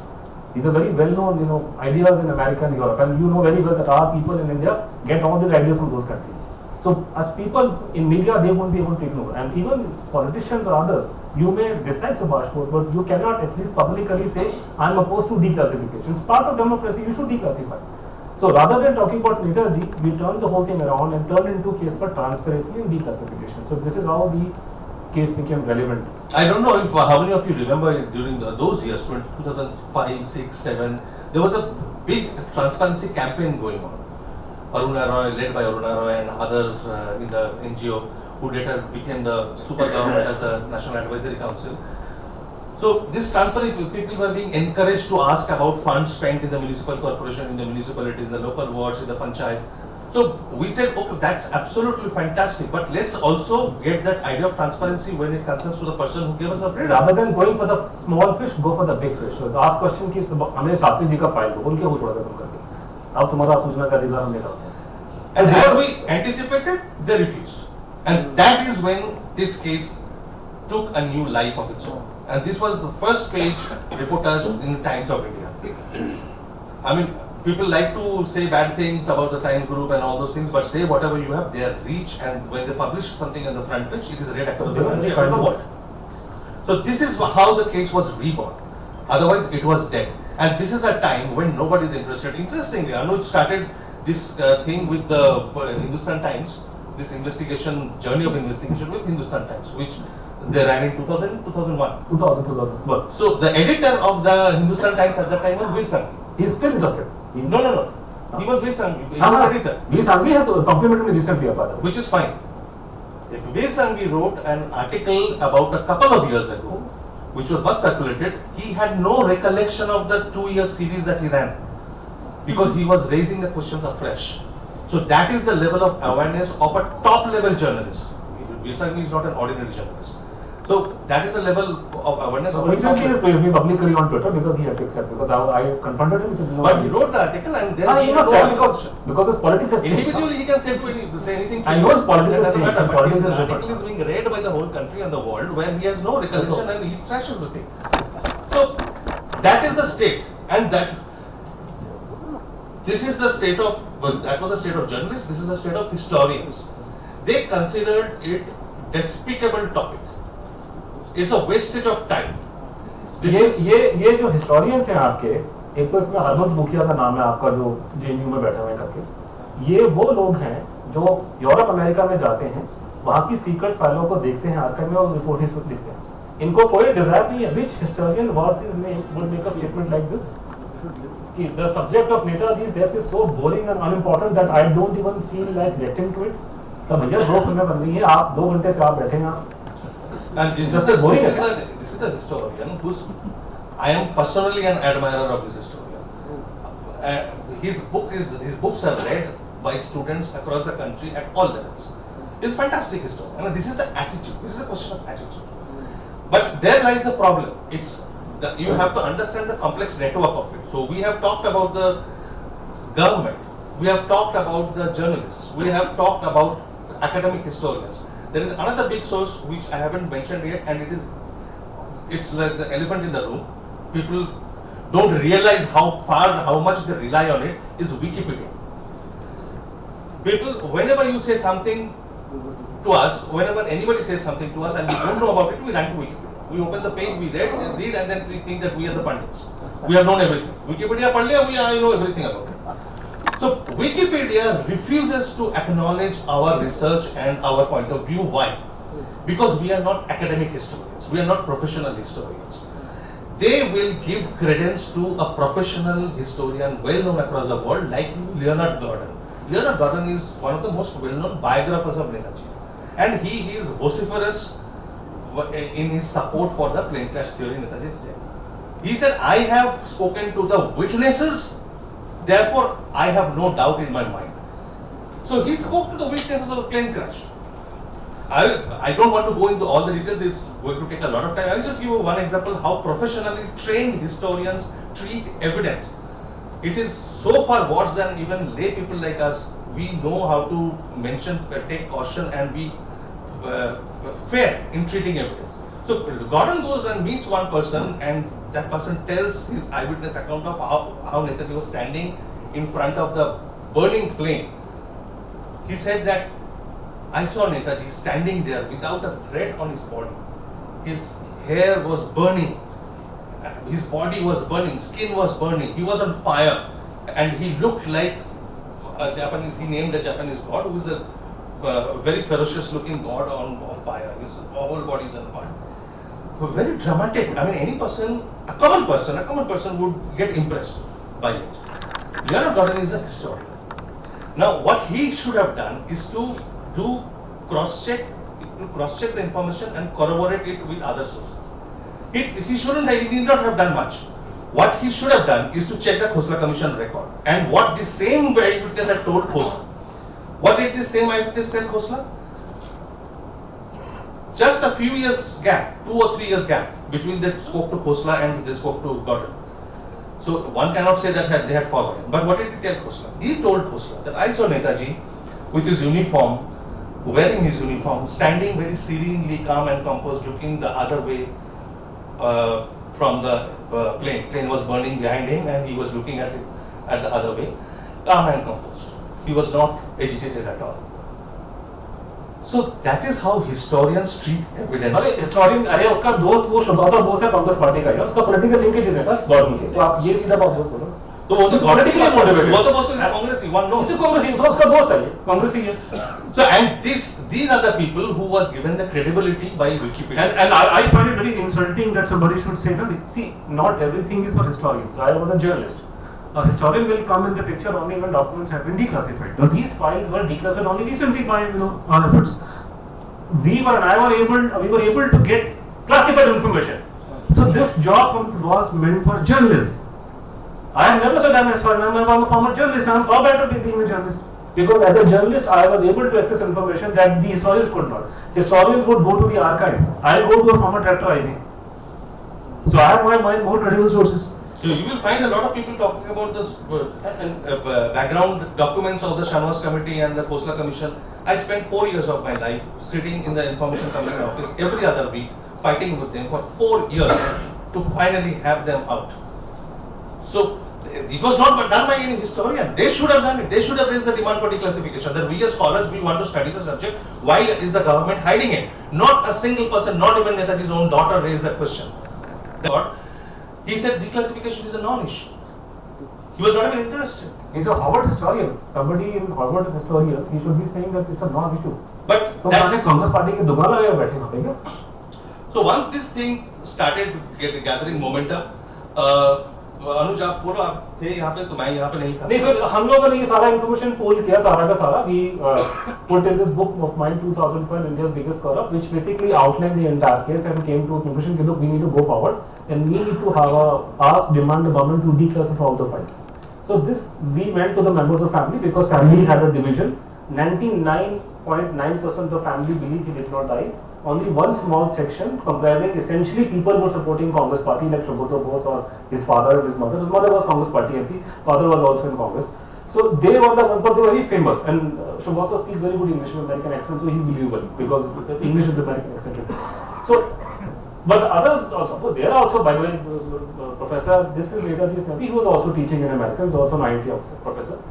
So we got all of them together to let's make an issue out of declassification and let's approach political parties because party files cannot be declassified by professors. The decision has to be taken by the Prime Minister.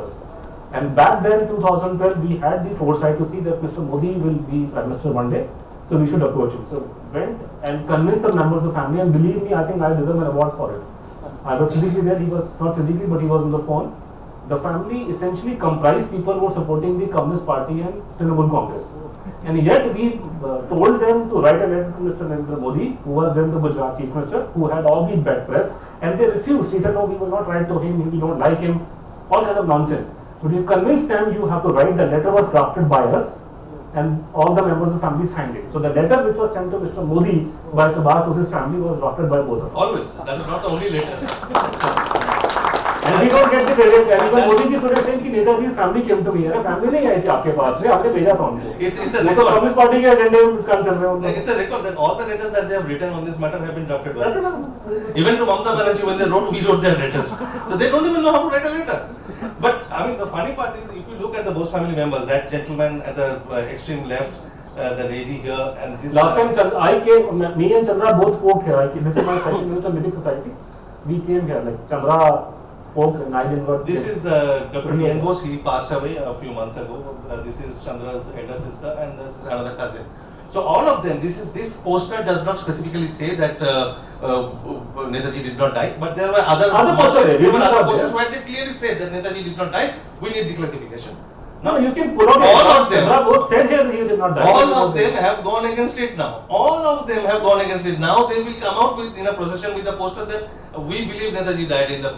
So what happened is a funny thing. We'll come to that later on. Why they have changed their mind. So, but because of our result, our efforts, we were able to get many files declassified by both West Bengal government and the central government. This is West Bengal government when they released the file. This gentleman was earlier with RAW, and then he was then the commissioner of police. Then he became the principal advisor to the government of West Bengal. I think he's right now the principal advisor in security now, but he was then the commissioner of police. Then he became the DGP. Prior to it, he was in RAW. But so. So there is an interesting background to this. Why this happened when Mamata Banerjee released the files.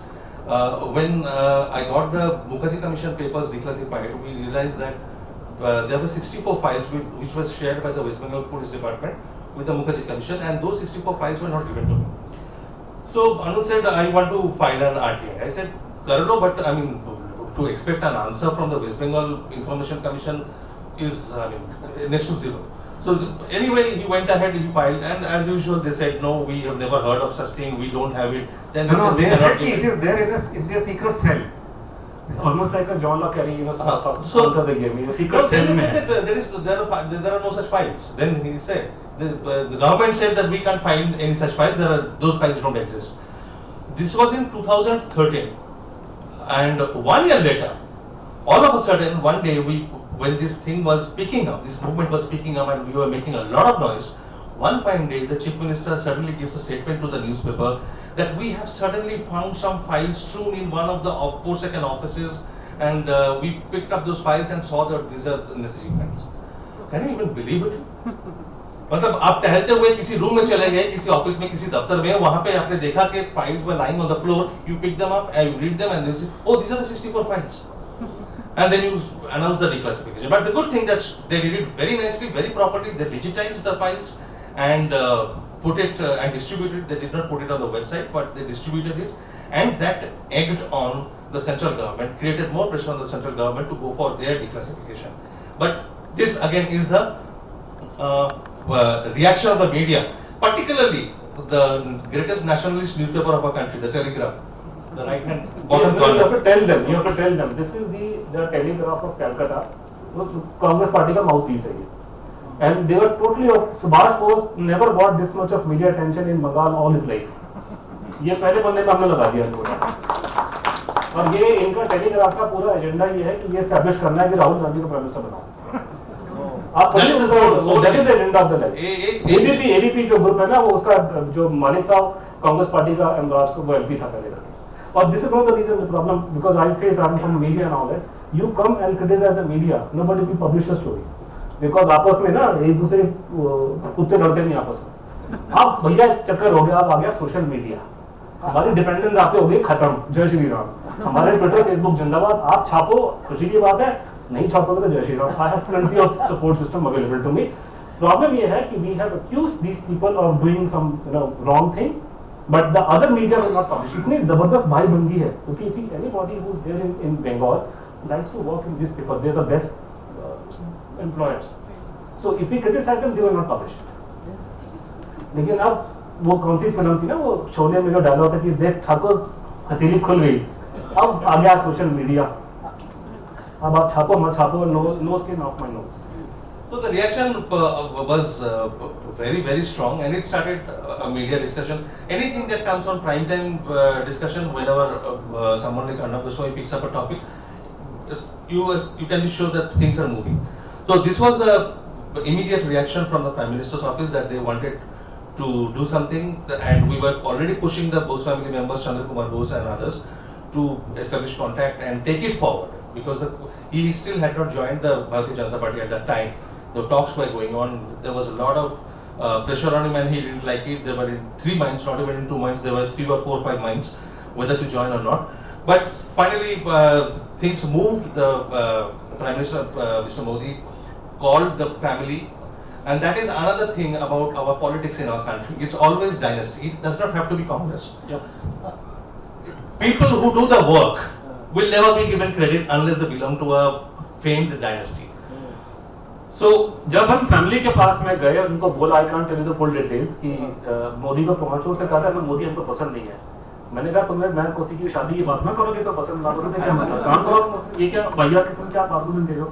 तो ये लोग राजी नहीं थे, बड़ी मुश्किल से उनको एग्री कराया. जिस दिन प्रधानमंत्री ऑफिस का फोन आया था, ये एकदम से चौड़े हो गए, कहते आप तो हम ही जाएंगे और आप लोग नहीं चलोगे. प्राइम मिनिस्टर ने हमको बुलाया, और वहां जाकर के जब हम पीएम से मिले हैं, इन्होंने हमको पीएम से बात नहीं करनी थी, सारे जाके सेल्फी खिंचवाया उसके साथ.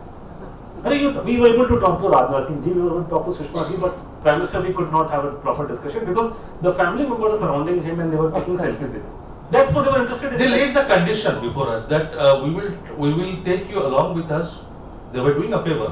They had all the power at that time, and it was a strategic decision for us whether to go at all or just not to go in protest. I was not ready to go. Anuj insisted that we should go. Otherwise, we would be not in the picture. We will be out of picture if we didn't do. I said, let us go even if we are there, but we have to show our faces. Otherwise, we will lose legitimacy. So the condition they laid down was that if we want to go with them, we should not utter a word about the Gumnami Baba Act. That was the condition laid. कि कुछ भी कर लो, कुछ भी बोल दो, वो बात नहीं कहना है. So can you imagine the kind of fear that and the irony is it, which I would complain to General Bakshi, that General Bakshi is there because of us. We wanted him to be there, not the family. And General Bakshi does not appreciate it, he still supports the family. And this whole thing started, the person who played, as I said, that there were people within the bureaucracy, just as there were people in the bureaucracy who are very opposed to Netaji, there were people in the bureaucracy who might not have any particular inclination or disinclination towards Netaji, but they are fair. So, one person was Wajat Habibullah, who was the Chief Information Commissioner at that time. Now, Wajat Habibullah comes from a family which is very close to the Nehru Gandhi family. His father was a very close friend of Pandit Nehru, and there was no way that we could slander the Nehru Gandhi family and get away with it. But he made sure that the government officers, the bureaucrats were answerable, they were accountable, and they answered to each and every query, and he stood behind us. So we are immensely grateful to this person to make things happen. Even when he retired, he became the chairperson of the Minority Commission. He would call us to his office and ask what is going on, what is happening. He would keep himself informed. That was his level of interest, because he saw that something is deeply wrong, and the government is trying desperately to hide things. तो वो उसका background सुनिए. Background क्या है कि हम लोगों ने जैसे ये बताते कि आइडिया इसमें दिया कि हम लोग आरटीआई में सवाल पूछते हैं जैसे मीडिया से, सॉरी गवर्नमेंट से. My said कि no, the government won't reply, they will not give you. But then it occurs to us कि look, if the government says no, negative news make a better news. If you see from media point of view. तो हम लोगों ने RTI लगाता है, RTI लगाया. RTI लगाने के बाद में हमारा ये हमने कुछ उनसे गवर्नमेंट से कुछ फाइलों की लिस्ट मांगी थी, कुछ डॉक्यूमेंट्स की लिस्ट हमने दी कि हमें ये सीक्रेट डॉक्यूमेंट चाहिए, जो उन्होंने आके पहले बोला कि हमारे पास में लिस्ट ही नहीं है ये वाली. सेकंड हियरिंग में वो क्लासिफाइड लिस्ट मैंने प्रोड्यूस कर दी और यहाँ ये फंस गए लोग. उसके बाद में फिर ये जो केस था एक्स्ट्राऑर्डिनरी केस बन गया. It went to the chief information commissioner and he called the extraordinary meeting of the all the commissioners, Padma Subramaniam, him and Professor Ansari, Dr. O.P. Kejriwal, who was former director of the Nehru Memorial Library and also the editor of the Gandhi Collective Works. उसके बाद में उनके घर में रहकर रहा 2 दिन बाद केजरीवाल साहब के घर में. और ये लोग सारे के सारे अपॉइंट किए थे उस जमाने की गवर्नमेंट ने. So these are not people from the RSS or BJP. They were appointed by the government in 2005-04 from previous government. हमारा वहाँ पे जो केस हुआ कि then it was like a quasi judicial proceedings कि the commissioner sitting there, 5 of them, and we were there in one side, और इस side पे गवर्नमेंट के होम मिनिस्ट्री के लोग आए, आईबी के लोग आए, जो जिनका केस था कि हम फाइल नहीं देंगे. You know, if looks could kill, you know, we would be dead. ऐसे ऐसे देखा कोई नहीं करती, come on. हमसे कागज मांग रहे हैं. तो ऐसा affront to them, कि how can they ask? So we had a debate in front of the commissioner. Essentially, the government didn't want to give files, and we said, no, give files. And these commissioners were, in a sense, they were duty bound to uphold the idea of declassification. He said no. And then they made a mistake. They made a mistake. They were not mistake. They were the government on record. This is on record. Everything we are saying is on record. They are on record. They told the Information Commission that we have something like Ministry of Home Affairs 70,000 pages concerning Subash Bose's death. Some of which are so volatile. If disclosed, it would quote, it would lead to law and order problem across the country, especially in West Bengal, unquote.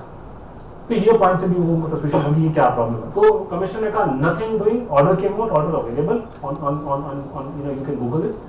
उन्होंने बोला कि आप इनको ये जो demand कर रहे हैं, because we had listed around 200 odd documents, give them these 200 documents, and these 70,000 pages that you are talking about, they should be immediately released to the National Archives.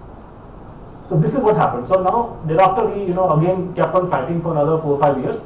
Eventually in 2010 there was a cabinet committee on political affairs meeting. No. This was the impact of the first application where we asked only for the Shanwas committee and the Khosla commission documents, specific documents. So the CIC said that give them the 200 odd documents. So for those, I said one thing at the beginning of my talk, that if you think that this is history, then you are mistaken. This is live politics. And the incident that I am talking about here happened in 2007. So when the CIC order came out, 5 people met across a table to decide on what to do about that order. Those 5 people were the 5 most powerful people in the country. The Prime Minister, the Finance Minister, the Defense Minister, and Home Minister.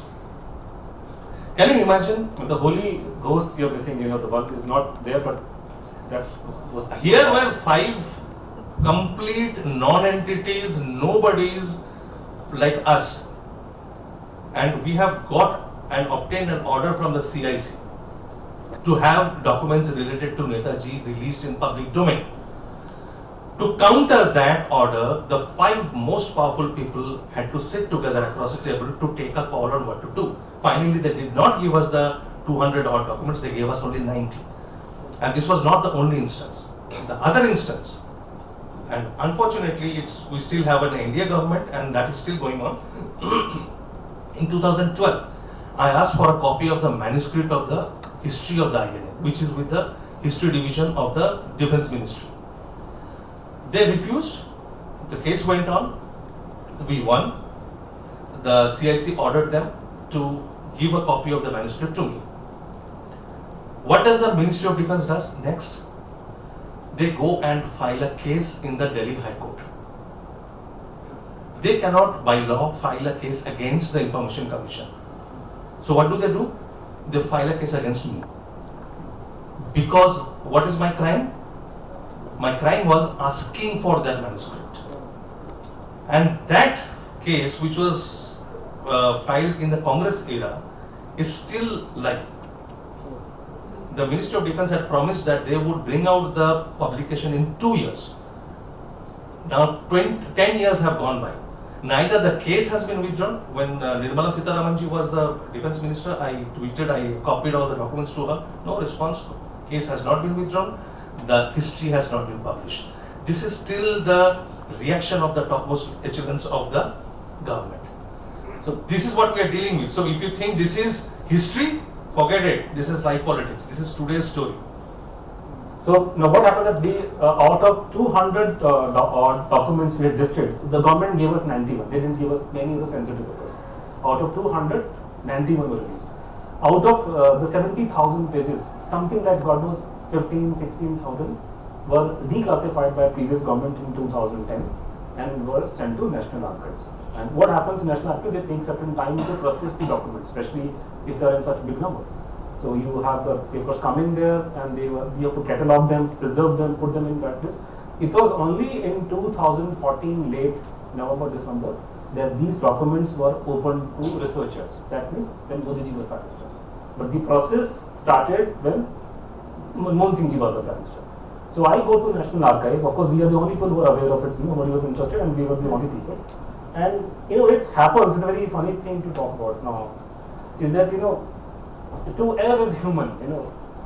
इंसान कहते हैं ना हिंदी में गलतियों का पुतला होता है, गलती हो जाती है इंसान से। गलतियां तो अमेरिका के CIA वालों से हो जाती हैं कि गलती से कई बार जब आप बहुत सारे डॉक्यूमेंट निकालते हैं, if you release a huge number of documents in terms of hundreds and thousands, sometimes by mistake you release papers which you are not supposed to release.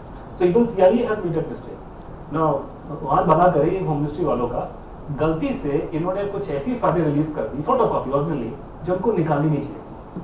तो मैं वहाँ गया आर्काइव में, वो खोला तो मेरे को सामने फाइल देखी, government of director intelligence branch, they were spying on Subhash Bose family members. That gentleman who was talking to me about IB, I can't see him, but he should listen to it now because what the point is. तो ये जब फाइलें खुल दी, मेरे को देखी मैंने कि ये निकला, मैंने इसको फोन किया। I called Chandrachur Ghose out him. ऐसे देखा चंद्रचूर, ये तो है Watergate scandal part 2. So then this is for essentially for the younger people. What is the Watergate scandal? No, Watergate scandal जो है दुनिया का सबसे before you proceed, just one thing, because we are not going to finish the entire presentation in the stipulated time, but you have a break at around 1:30, I guess. So आप ये वाला section खत्म कर, ये खत्म तो break है। हाँ, we will consume afterwards. But this is तो हुआ ये है कि ये वाटरगेट जो है वो दुनिया का सबसे बदनाम स्कैंडल माना जाता है political. I am from political science, so this is the most notorious scandal in history of political science, and this is a very beautiful building in Washington DC, Watergate complex, and it has got offices and और ये इतना बदनाम हो गया है कि जब से अब कभी भी स्कैंडल होता है दुनिया में, कहीं इंडिया में हर जगह पे, जैसे आपके हमारे ये हुआ था कोलगेट फाइल का स्कैंडल हुआ था मनमोहन सिंह ने टाइम, कोलगेट मंजर नहीं, कोलगेट को कोले की पैसा खाया था लोगों ने, तो कोलगेट तो गेट वर्ड यहाँ से आया था। हाँ, कोलगेट। फिर अमेरिका में जिबर गेट स्कैंडल आया था, उसकी बात मैं भी कर सकता नहीं यहाँ पे, क्लिंटन साहब ने कुछ ड्रामे किए थे। तो ये जो था कि वो वाटर गेट से निकल गया। तो वाटर गेट के अंदर ये यहाँ पर एक अमेरिका में 2 पार्टीज हैं, रिपब्लिकन डेमोक्रेट्स। तो Republican were in power, Richard Nixon, who supposed to be very shrewd man according to Americans, he was the president, and Democrat party had an office here, this thing. तो यहाँ पे 73 के आसपास की बात है कि यहाँ पे रात को बर्गलरी हुई है कि कुछ लोग रात को उसके अंदर घुसे। So this is the Watergate scandal. You must know what it is. And they went inside and they were caught. Burglary करने के हो गए थे। अब ये इनको लेकर के ना ये फिर कोर्ट में प्रोड्यूस किया गया। जब कोर्ट में लेकर आए तो देखा, जज ने किया, ये तो बड़े शक्ल से बड़े डिसेंट जेंटलमैन टाइप लोग लग रहे हैं, दे डोंट लुक लाइक चोर, थीव्स एंड ऑल। तो उसने कहा कि आप हो कौन, क्या करने हैं सर आपको यहाँ पे, what are you doing here? So they give out that they couldn't give a proper answer. So judge asked them, where are you from, which part of the country, what do you do now? So I think 4 of them answered they were working for the government, they were retired government officers. Government में retire कहाँ से हुए? तो 3 ने बोल दिया कि CIA में थे पहले हम लोग। तो CIA के रिटायर्ड आदमी पॉलिटिकल पार्टी के ऑफिस में आपको क्या चोरी कर रहे थे? टर्न्ड आउट कि they had not gone for the चोरी वाली, वो छोटी छोटी डिब्बियाँ होती थी, ये ड्रॉपिंग डिवाइसेस, वो डिब्बी यहाँ लगा दो। आजकल तो टेक्नोलॉजी बड़ी एडवांस हो गई, आपका फोन फानी सीधा उड़ जाता है, व्हाट्सएप पर टैप हो जाता है। उस जमाने में ओल्ड फैशन तरीका था कि आप लोगों के फोन टैप करते हैं तो आप मशीन में डिब्बियाँ लगाते हैं छोटे छोटे। So they had gone to plant those डिब्बीज, और ये डिब्बी नहीं लगा सके, पकड़े गए। और पकड़ने के बाद में ये खबर निकली मार्केट में, बाहर निकली कि साहब ये तो जासूसी करने गए थे। बात करते करते करते निकली तो पता लगा the president of America was in the loop, and then the entire American civil society, American court, media, Bill Clinton जैसा आदमी, मैं बात, बच्चे बैठे हैं, लड़कियां बैठी हैं, बात उसने क्या हरकत की थी वो भी बच गया। लेकिन ये बेचारा जो था जासूस, उन्होंने ये बोला तुम्हारी हिम्मत कैसे हुई जासूसी करने की अपने देश के लोगों के ऊपर। And the only president in the entire American history that he would have been impeached, so he resigned. And I'm going to America tomorrow, so when I go back I'm going to US.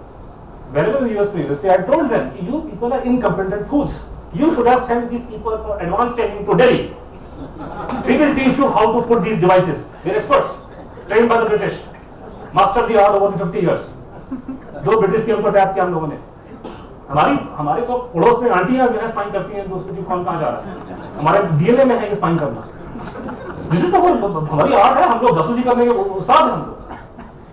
हमारे पास बेचो, हम सिखाते हैं कैसे tapping होती है. आपके हमने तो राष्ट्रपति को टैप किया था. जैल सिंह की बात हम कर रहे थे रवि जी के साथ. राष्ट्रपति को छोड़ा लोगों ने अपने देश के, उसका फोन उसका टैप होता था. ये बड़ी फेमस कहानी है. जैल सिंह साहब मेरे हमारे this is entire topic by itself, smoking spine. Zail Singh ji से मिलने आए हमारे ये पाकिस्तान के जनरल जियाउल हक साहब आए.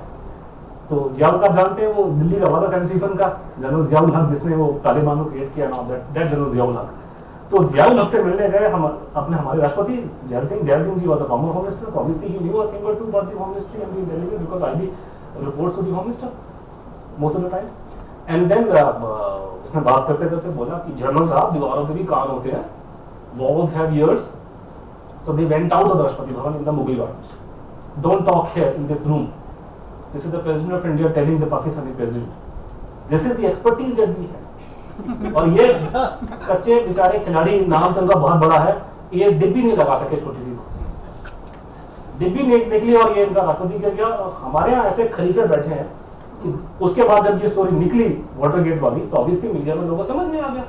तो हमने ये स्टोरी मीडिया में डाली. तो ये है मीडिया में खबरें कि हमारे तो पंडित जी जेम्स बॉन्ड के बाद 007 आज तक कर दिया.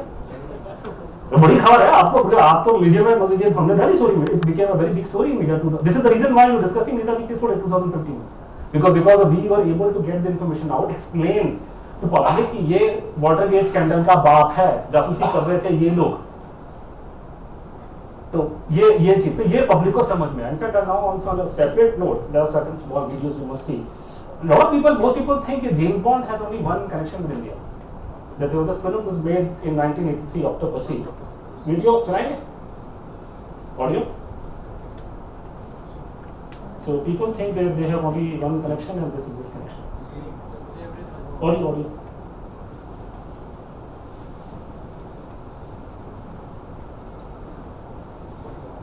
कैसे करो बताइए?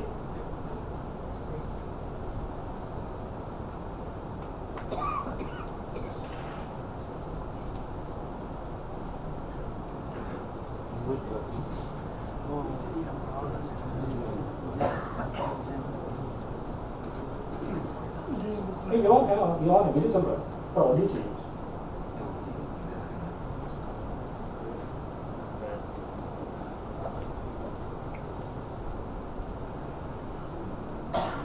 मजा नहीं आएगा. ये बड़े अच्छे इंटरेस्टिंग वीडियो 3-4 ये तो सुन के लोग बोर हो जाते हैं, थोड़ा हंसी मजाक करने लगे.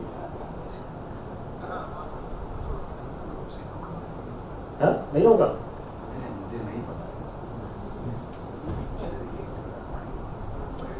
नहीं वो मैंने बोला कार लेकर आओ because this is very great stuff because the audio is very important you know. अब इसके बिना ये पूरा this whole thing is clear. Actually I can not say anything because you need to understand you know the James Bond theme is inspired from India. But you know that I can make it inspired from India. You can't hear you can't audio का बहुत लगा. और ये बहुत बड़ी debate चल रही है हमारे देश में कि साहब जैकेट किसकी अच्छी है, पंडित जी की जैकेट या मोदी जी की जैकेट. तो क्या पंडित जी की जैकेट जेम्स बॉन्ड पहनता था. छोड़िए. But you must rectify because ये सारा किल हो जाएगा बिना ऑडियो के. ऑलरेडी हमने 6 वीडियो हटा दिया उसमें से बिकॉज ये स्टोरी जासूसी वाली बहुत बड़ी हो गई. तो ये इंडिया टुडे में कवर स्टोरी बना 2015 and hell broke loose and it was all over the country, all media, Nehru government spied on Subash for 20 years, IB files, वो चले गए IB वाले. और बाद में लेकर के आया. Basically, story is not this. The story is like this. They were not just spying on Netaji's family. They were spying on each and everybody linked to Netaji all over the country. It's not the family alone. People who were in the INA, people who were professors or journalists, whoever. जो आज सबको लपेटे में लोगों ने लिया बैठ करके. और it was happening across the country, not just Bose and Bombay too. INA veterans are being spied upon, reports are being filed. और जैसे हम एग्जांपल देते हैं, I would again give this example in America when I go कि they think they are too smart. Too smart, you can do all these things like Watergate. I'll give you an example what we are capable of. This is an intersection of certain Prithviraj Sabha who was spied upon. ये इसके बारे में लिखा है कि security control office Pretoria street Calcutta, this is 2 October 1949, this is from Calcutta, that means 4 years after Subash Bose's death. So here the secrecy of this interception may can be maintained. So they spied upon a fellow called Prithviraj Sabha. What was the crime of Prithviraj Sabha? Well, his crime was that he wrote a letter to Subash Bose's elder brother and he asked, is Netaji alive? तो ये उन्होंने इसको लपेटे में लिया। अब लपेटे में लेने के बाद पता लगा इसकी फाइल दे कि ये 9वीं क्लास का बच्चा था, he was a class 9 child, and it says here he is a student of class 9, you know, the higher secondary school Darjeeling. He resides there. So it is learned from the headmaster of the government school that the attendance of the boy in the school is irregular. There is nothing against him politically or otherwise. 9वीं के बच्चे के बारे में भी लिख रहे हैं फाइलों में कि there is nothing. ये वो जमाने कहते हैं ना कि आजकल तो फासिस्ट रूल कर रहे हैं कंट्री में, ये लिबरल जमाना था। और copy forwarded for information to Shri पी.के. बसु और deputy commissioner police special branch के डिप्टी कमिश्नर को फाइल दी। और मैं ये हंसे के बोलता हूँ कि अगर ये पी.के. बसु ये कोई अंग्रेज का गुलाम जिंदा हो, इसको हावड़ा के पुल पे चपड़े मारनी चाहिए कि तुम बच्चों की रिपोर्टें रिसीव करने के लिए बैठे थे यहाँ पे। मजाक समझ रखा आप लोगों ने, वो उसने डिब्बी लगाने गए थे, निक्सन को खड़ा फेंका हम लोगों ने। ये वीडियो नहीं चल रहा और you have to turn something on. Audio नहीं चल रहा।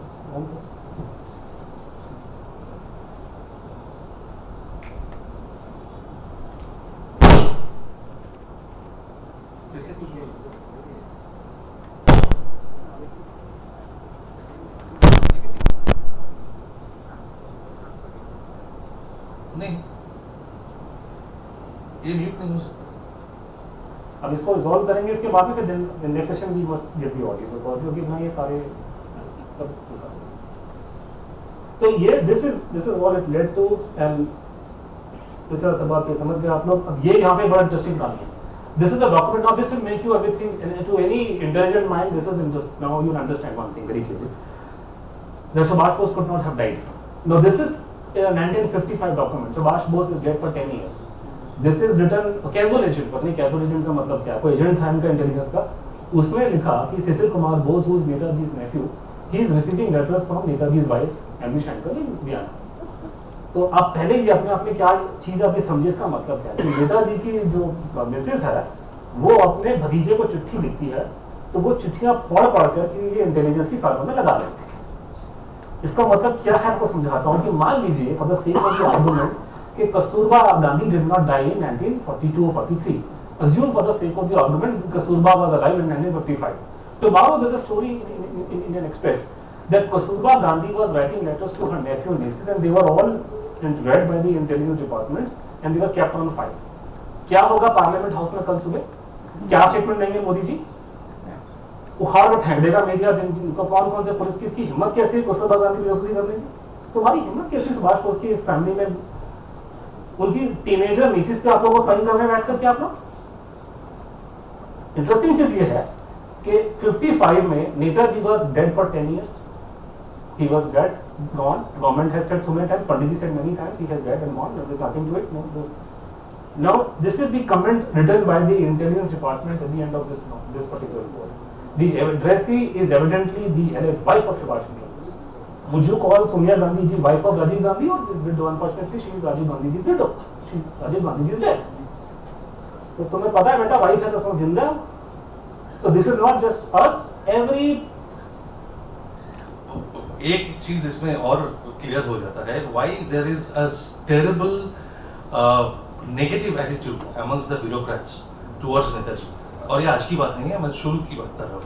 From the very beginning, our bureaucrats, if you read those 300 files, the tone and tenor, the language, that they did not have very great regard or great respect that they had for Gandhi or Nehru. There is a reason behind this. उसका reason ये है कि जितने आपके फौज में लोग थे अंग्रेज से पहले, इनका जीवन का एम ये था कि हमने सूबेदार की नौकरी करनी है। They were not interested in any other post. सूबेदार बनना है और सुबह उठ के अंग्रेज को सल्यूट करना है। They were very happy with it. तो सुभाष बोस ने इंडिपेंडेंस दी तो ये जनरल वगैरह बन गए because they were very happy serving the British. So that was the army, but even in the bureaucracy. So as I said, that Netaji's own life, the story of his life is no less a mystery than his disappearance. So most people don't know what was his attitude, or even if he spoke against the bureaucracy, about the bureaucracy in free India. Well, the fact is that he did. And in one of his speeches in 1944 from Singapore, he clearly mentioned that once we get free India and when we reconstruct the bureaucracy, all those who are overtly inclined towards the British, we will take action against them. Which basically means the bulk of the cream of the Indian bureaucracy at that time. So if Subash had come back and had taken over power, those guys would have suffered. But in reality, what happened? Subash did not come back. And those were the people who took over power, and dynastically, it has continued. That is the reason behind the bureaucracy's loathing of Subash. और दूसरा वो एक और चीज है जो हम लोग अगले सेशन में बात करेंगे कि इनका जो इनका लाइफ का जो एम है, एग्जिस्टेंस की लाइफ क्या है. Life is all about settling the children in America and UK. सारे ब्यूरोक्रेट्स के बच्चे, there is nothing wrong, I mean I am going tomorrow, there is nothing wrong in being in America, but the problem ये है कि ये इनका सारा खानदान उन्हें वहां शिफ्ट करना है. तो जो तुमको वो पसंद वही बात करेंगे उनके हिसाब से कि महात्मा गांधी का नाम चलता है वहां चेयर पर बैठ करके और किसी और की बात ही मत करो. This is the we'll come to it next when you ask this question ki why did not come out, we'll come to it. Now the conclusion that everybody, no, I'm not showing you any organizer here by the way, it's all mainstream newspapers, Times of India, India Today. So this is the conclusion drawn by everybody after seeing those files that Subash Bose was alive in the view of the intelligence agencies. So they were telling him, they thought if he is alive he will try and contact somebody in his family, somebody in the INA and others to spy on everybody. पता नहीं इन लोगों ने कितना पैसा फूका country का, क्योंकि जब CIA का वो जो बिन लादेन यूनिट बना था अमेरिका में तो उसमें 40 ऑफिसर्स थे. तो somebody in the family counted कि there were 12 officers of IB looking after only the family members in Canada. पूरे कंट्री में तो कम से कम 200-250 ऑफिसर इनके लगे होंगे मेरे ख्याल से. इतना बजट ही इन लोगों का पता था, IB का बजट आधा इसी पे था उस टाइम पे. तो ये हालत ये लोग कर रहे थे और everybody, in fact Mamata Banerjee had to publicly make a statement कि he was alive, otherwise why would the army chasing these people all their lives. BJP also did the same thing. Mister MJ Abdul who was a very well journalist of the highest order, he would can't question his his intelligence. BJP spokesperson as he said the government was not sure whether Bose was dead and thought if he were alive he would be in some form of communication with his family. क्या करा? तो ये कहानी. Now इसमें करने लगे come to last segment of this session and that is very interesting. And this is again the videos में से, but I will go without thing. एक आप लोगों में से खासकर जो थोड़े से एडमली हैं, आप लोगों ने कहानी सुनी होगी बचपन में कि हमको 15 अगस्त 1947 को इंडिपेंडेंस नहीं मिला था, आपको ट्रांसफर ऑफ पावर हुआ था. ये आप लोगों ने सुनी होगी बात बचपन में, हमने भी सुनी थी. मैं दिल्ली में पैदा हुआ था, I grow up in the Babu area, so we used to hear कि we had a transfer of power and there was another thing which was said and allegation would be made that in the transfer of power there were some secret clauses. हम तो वैसे भी प्रोटोरेंसा के लोग हैं, हमारे वैसे ही बहुत सीक्रेसी लाइफ के अंदर, तो इसमें कुछ इन्होंने सीक्रेट क्लॉजेस हैं.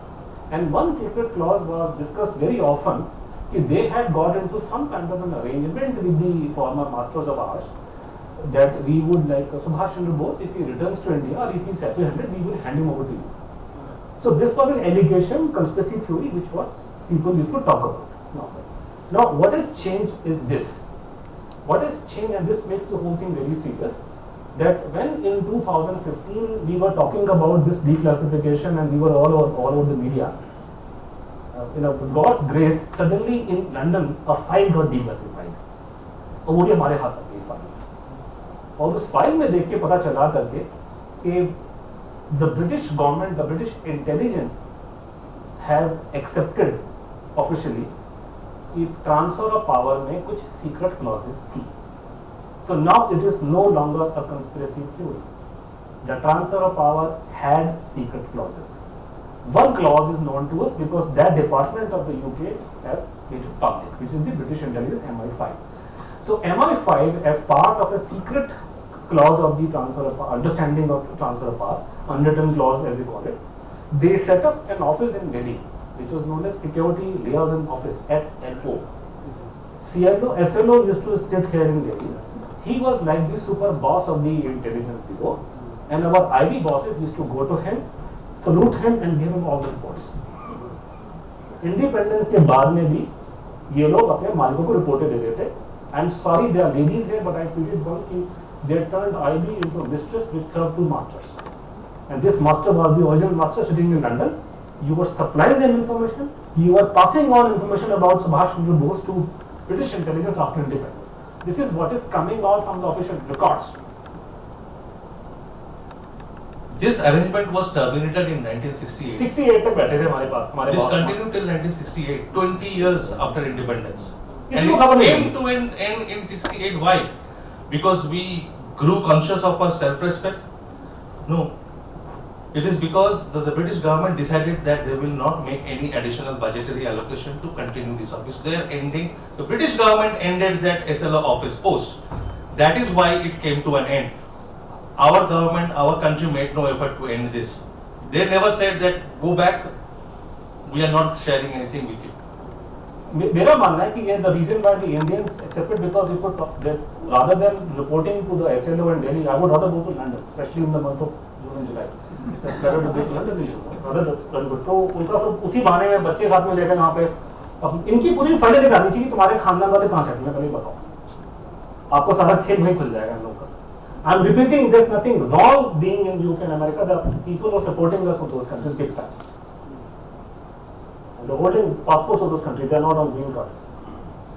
Now, this is the letter, for example, it's coming from the this is coming from British side. This is from the IB, India. It's coming from the British archives. जो निकाला ये है जी secret IB home ministry 6/10/47 independence का बाद का है आपके देश में डंका बज रहा है सत्य और अहिंसा का. The attached he's writing to Mr. Bond. Mr. Bond is the SLO. First SLO. The attached is a letter dated so and so forth from AC Nambiar. AC Nambiar was linked to Pandit and Nehru, Pandit and then Subash Bose. He was there in Germany with Subash Bose. AC Nambiar writing a letter to Umaynath Bose, which is Chandrachur Ghose's father, Subash Bose's nephew. So he is writing a letter to Subash Bose's family in their home, Woodburn Park, Calcutta. And the letter was seen during secret censorship and passed on. मतलब आजाद भारत हो गया था और हम लोग गांधी जी के दिखाए रास्ते पे चल रहे हैं उसका भी एग्जाम्पल है गांधी जी का और जासूसी का वाला बात है और ये जासूसी कर रहे हैं और वहां पे ये लेटर टैप किया जाता है और लेटर टैप करने के बाद में ये फॉरवर्ड कर देते हैं अपने मालिक को और मालिक को ये आपको क्या होगा और यहाँ ये लिखा हुआ है कि we should be grateful for your we should be इसको आपको सेंड करना पड़ेगा we should be grateful for your comments ये इसमें लिखा हुआ है हाँ इसको कर दो ये उसका We should be grateful for your comments. तो ये ऐसे लिख रहा है जैसे अपने चाचा की शादी का इन्फॉर्मेशन दे रहा है उसको बैठ कर अबे तुम बैठ के you are writing on your own people to those countries आप उनके तो ये इनकी हालत थी this is the level to which this toot so just be very clear about it कि ट्रांसफर ऑफ पावर में सीक्रेट क्लॉज एक थी इसका मतलब और भी होंगी so it is a very serious topic right now आपने एक चोरी करी है मैं थाने के सामने कर रहा हूँ पुलिस स्टेशन के सामने एक बार अगर जेब कतरा पकड़ा जाए तो पिछले पूरे महीने की सारी फाइलों में सस्पेक्ट बन जाता है this is how the police functions हमने अंडर आरटीआई और एक और इंटरेस्टिंग कहानी ये है कि this then went all over media mainstream IB share information और बोसेस के अंदर MI5 Times of India front page news सब लोगों ने बातचीत करी है इसके बारे में लेकिन बीजेपी के और लोगों के और इवन संघ के लोगों के मुंह में ताले पड़ गए ऐसा गांधी भक्ति का ऐसा पड़ गया उनके ऊपर ऐसे तेरे रंग में रंग गई हूं मैं कि मुझे कोई नजर ही नहीं आ रहा गांधी जी के बारे ये नहीं बोले मैंने उनको बोला पब्लिकली कि तुम्हारी जगह पर अगर कांग्रेसी होते if you were caught with like this वो आपको घर से निकाल के चपले मारते आप लोग they did not utter single word we in fact filed the RTI with the government of India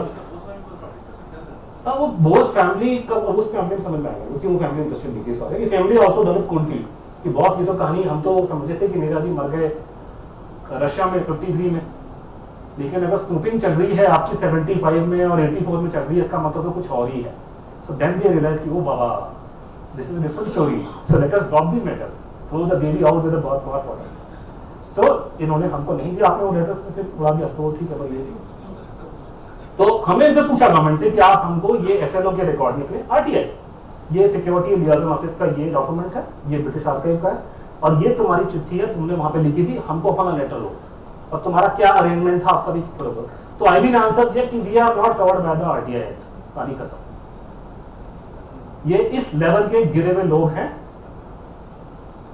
and they were serving there masters even after independence and you think they will do something about Subhash Bose इसके साथ at the same time that this letter, Anuj sent this letter to IB, I asked the UK government, their Foreign and Commonwealth Office, okay, is there any such document related to the transfer of power which is still secret, classified, and what are the plans to declassify them? The FCO, the Foreign and Commonwealth Office, sent me a reply spanning, I think, 3 or 4 pages, detailing out everything, saying that everything from our side has been declassified. There are a couple of letters which are of no consequence but sensitive to personal nature. So we have not declassified those. Very cogent, well articulated and detailed letter. I sent the same set of questions to the government of India. Very specific questions, that were there any corresponding rules or clauses associated with the transfer of power?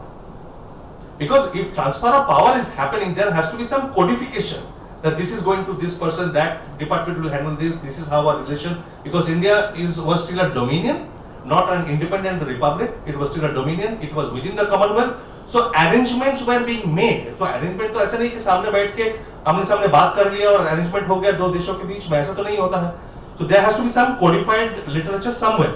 I asked them that 3 or 4 questions, very specific. The government of India responded कि what are you even talking about? We don't even understand your questions. So therefore we don't need to respond. आपको अगर कोई अभी जो government में लोग बैठे हैं बड़े बड़े मंत्री मिलते हैं ना, तो आप उनसे पूछना ट्रांसफर पावर के बारे में.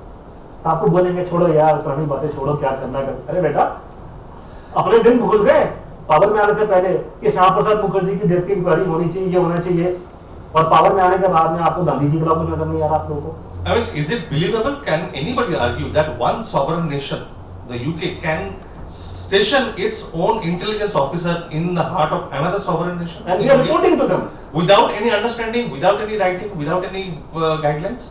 वो तो बोला है क्लॉज, वो तो साफ उसने लिखा क्लॉज, वो तो एडमिट कर लिया है, उसमें कोई डाउट ही नहीं बचा. कहीं तो इनका मुंह बंद हो गया ना, आंसर देके हम we are not covered by the RTI. So this is what level, so you are dealing with this kind of people who are not willing to share information, who will tell lies. Keep this in mind.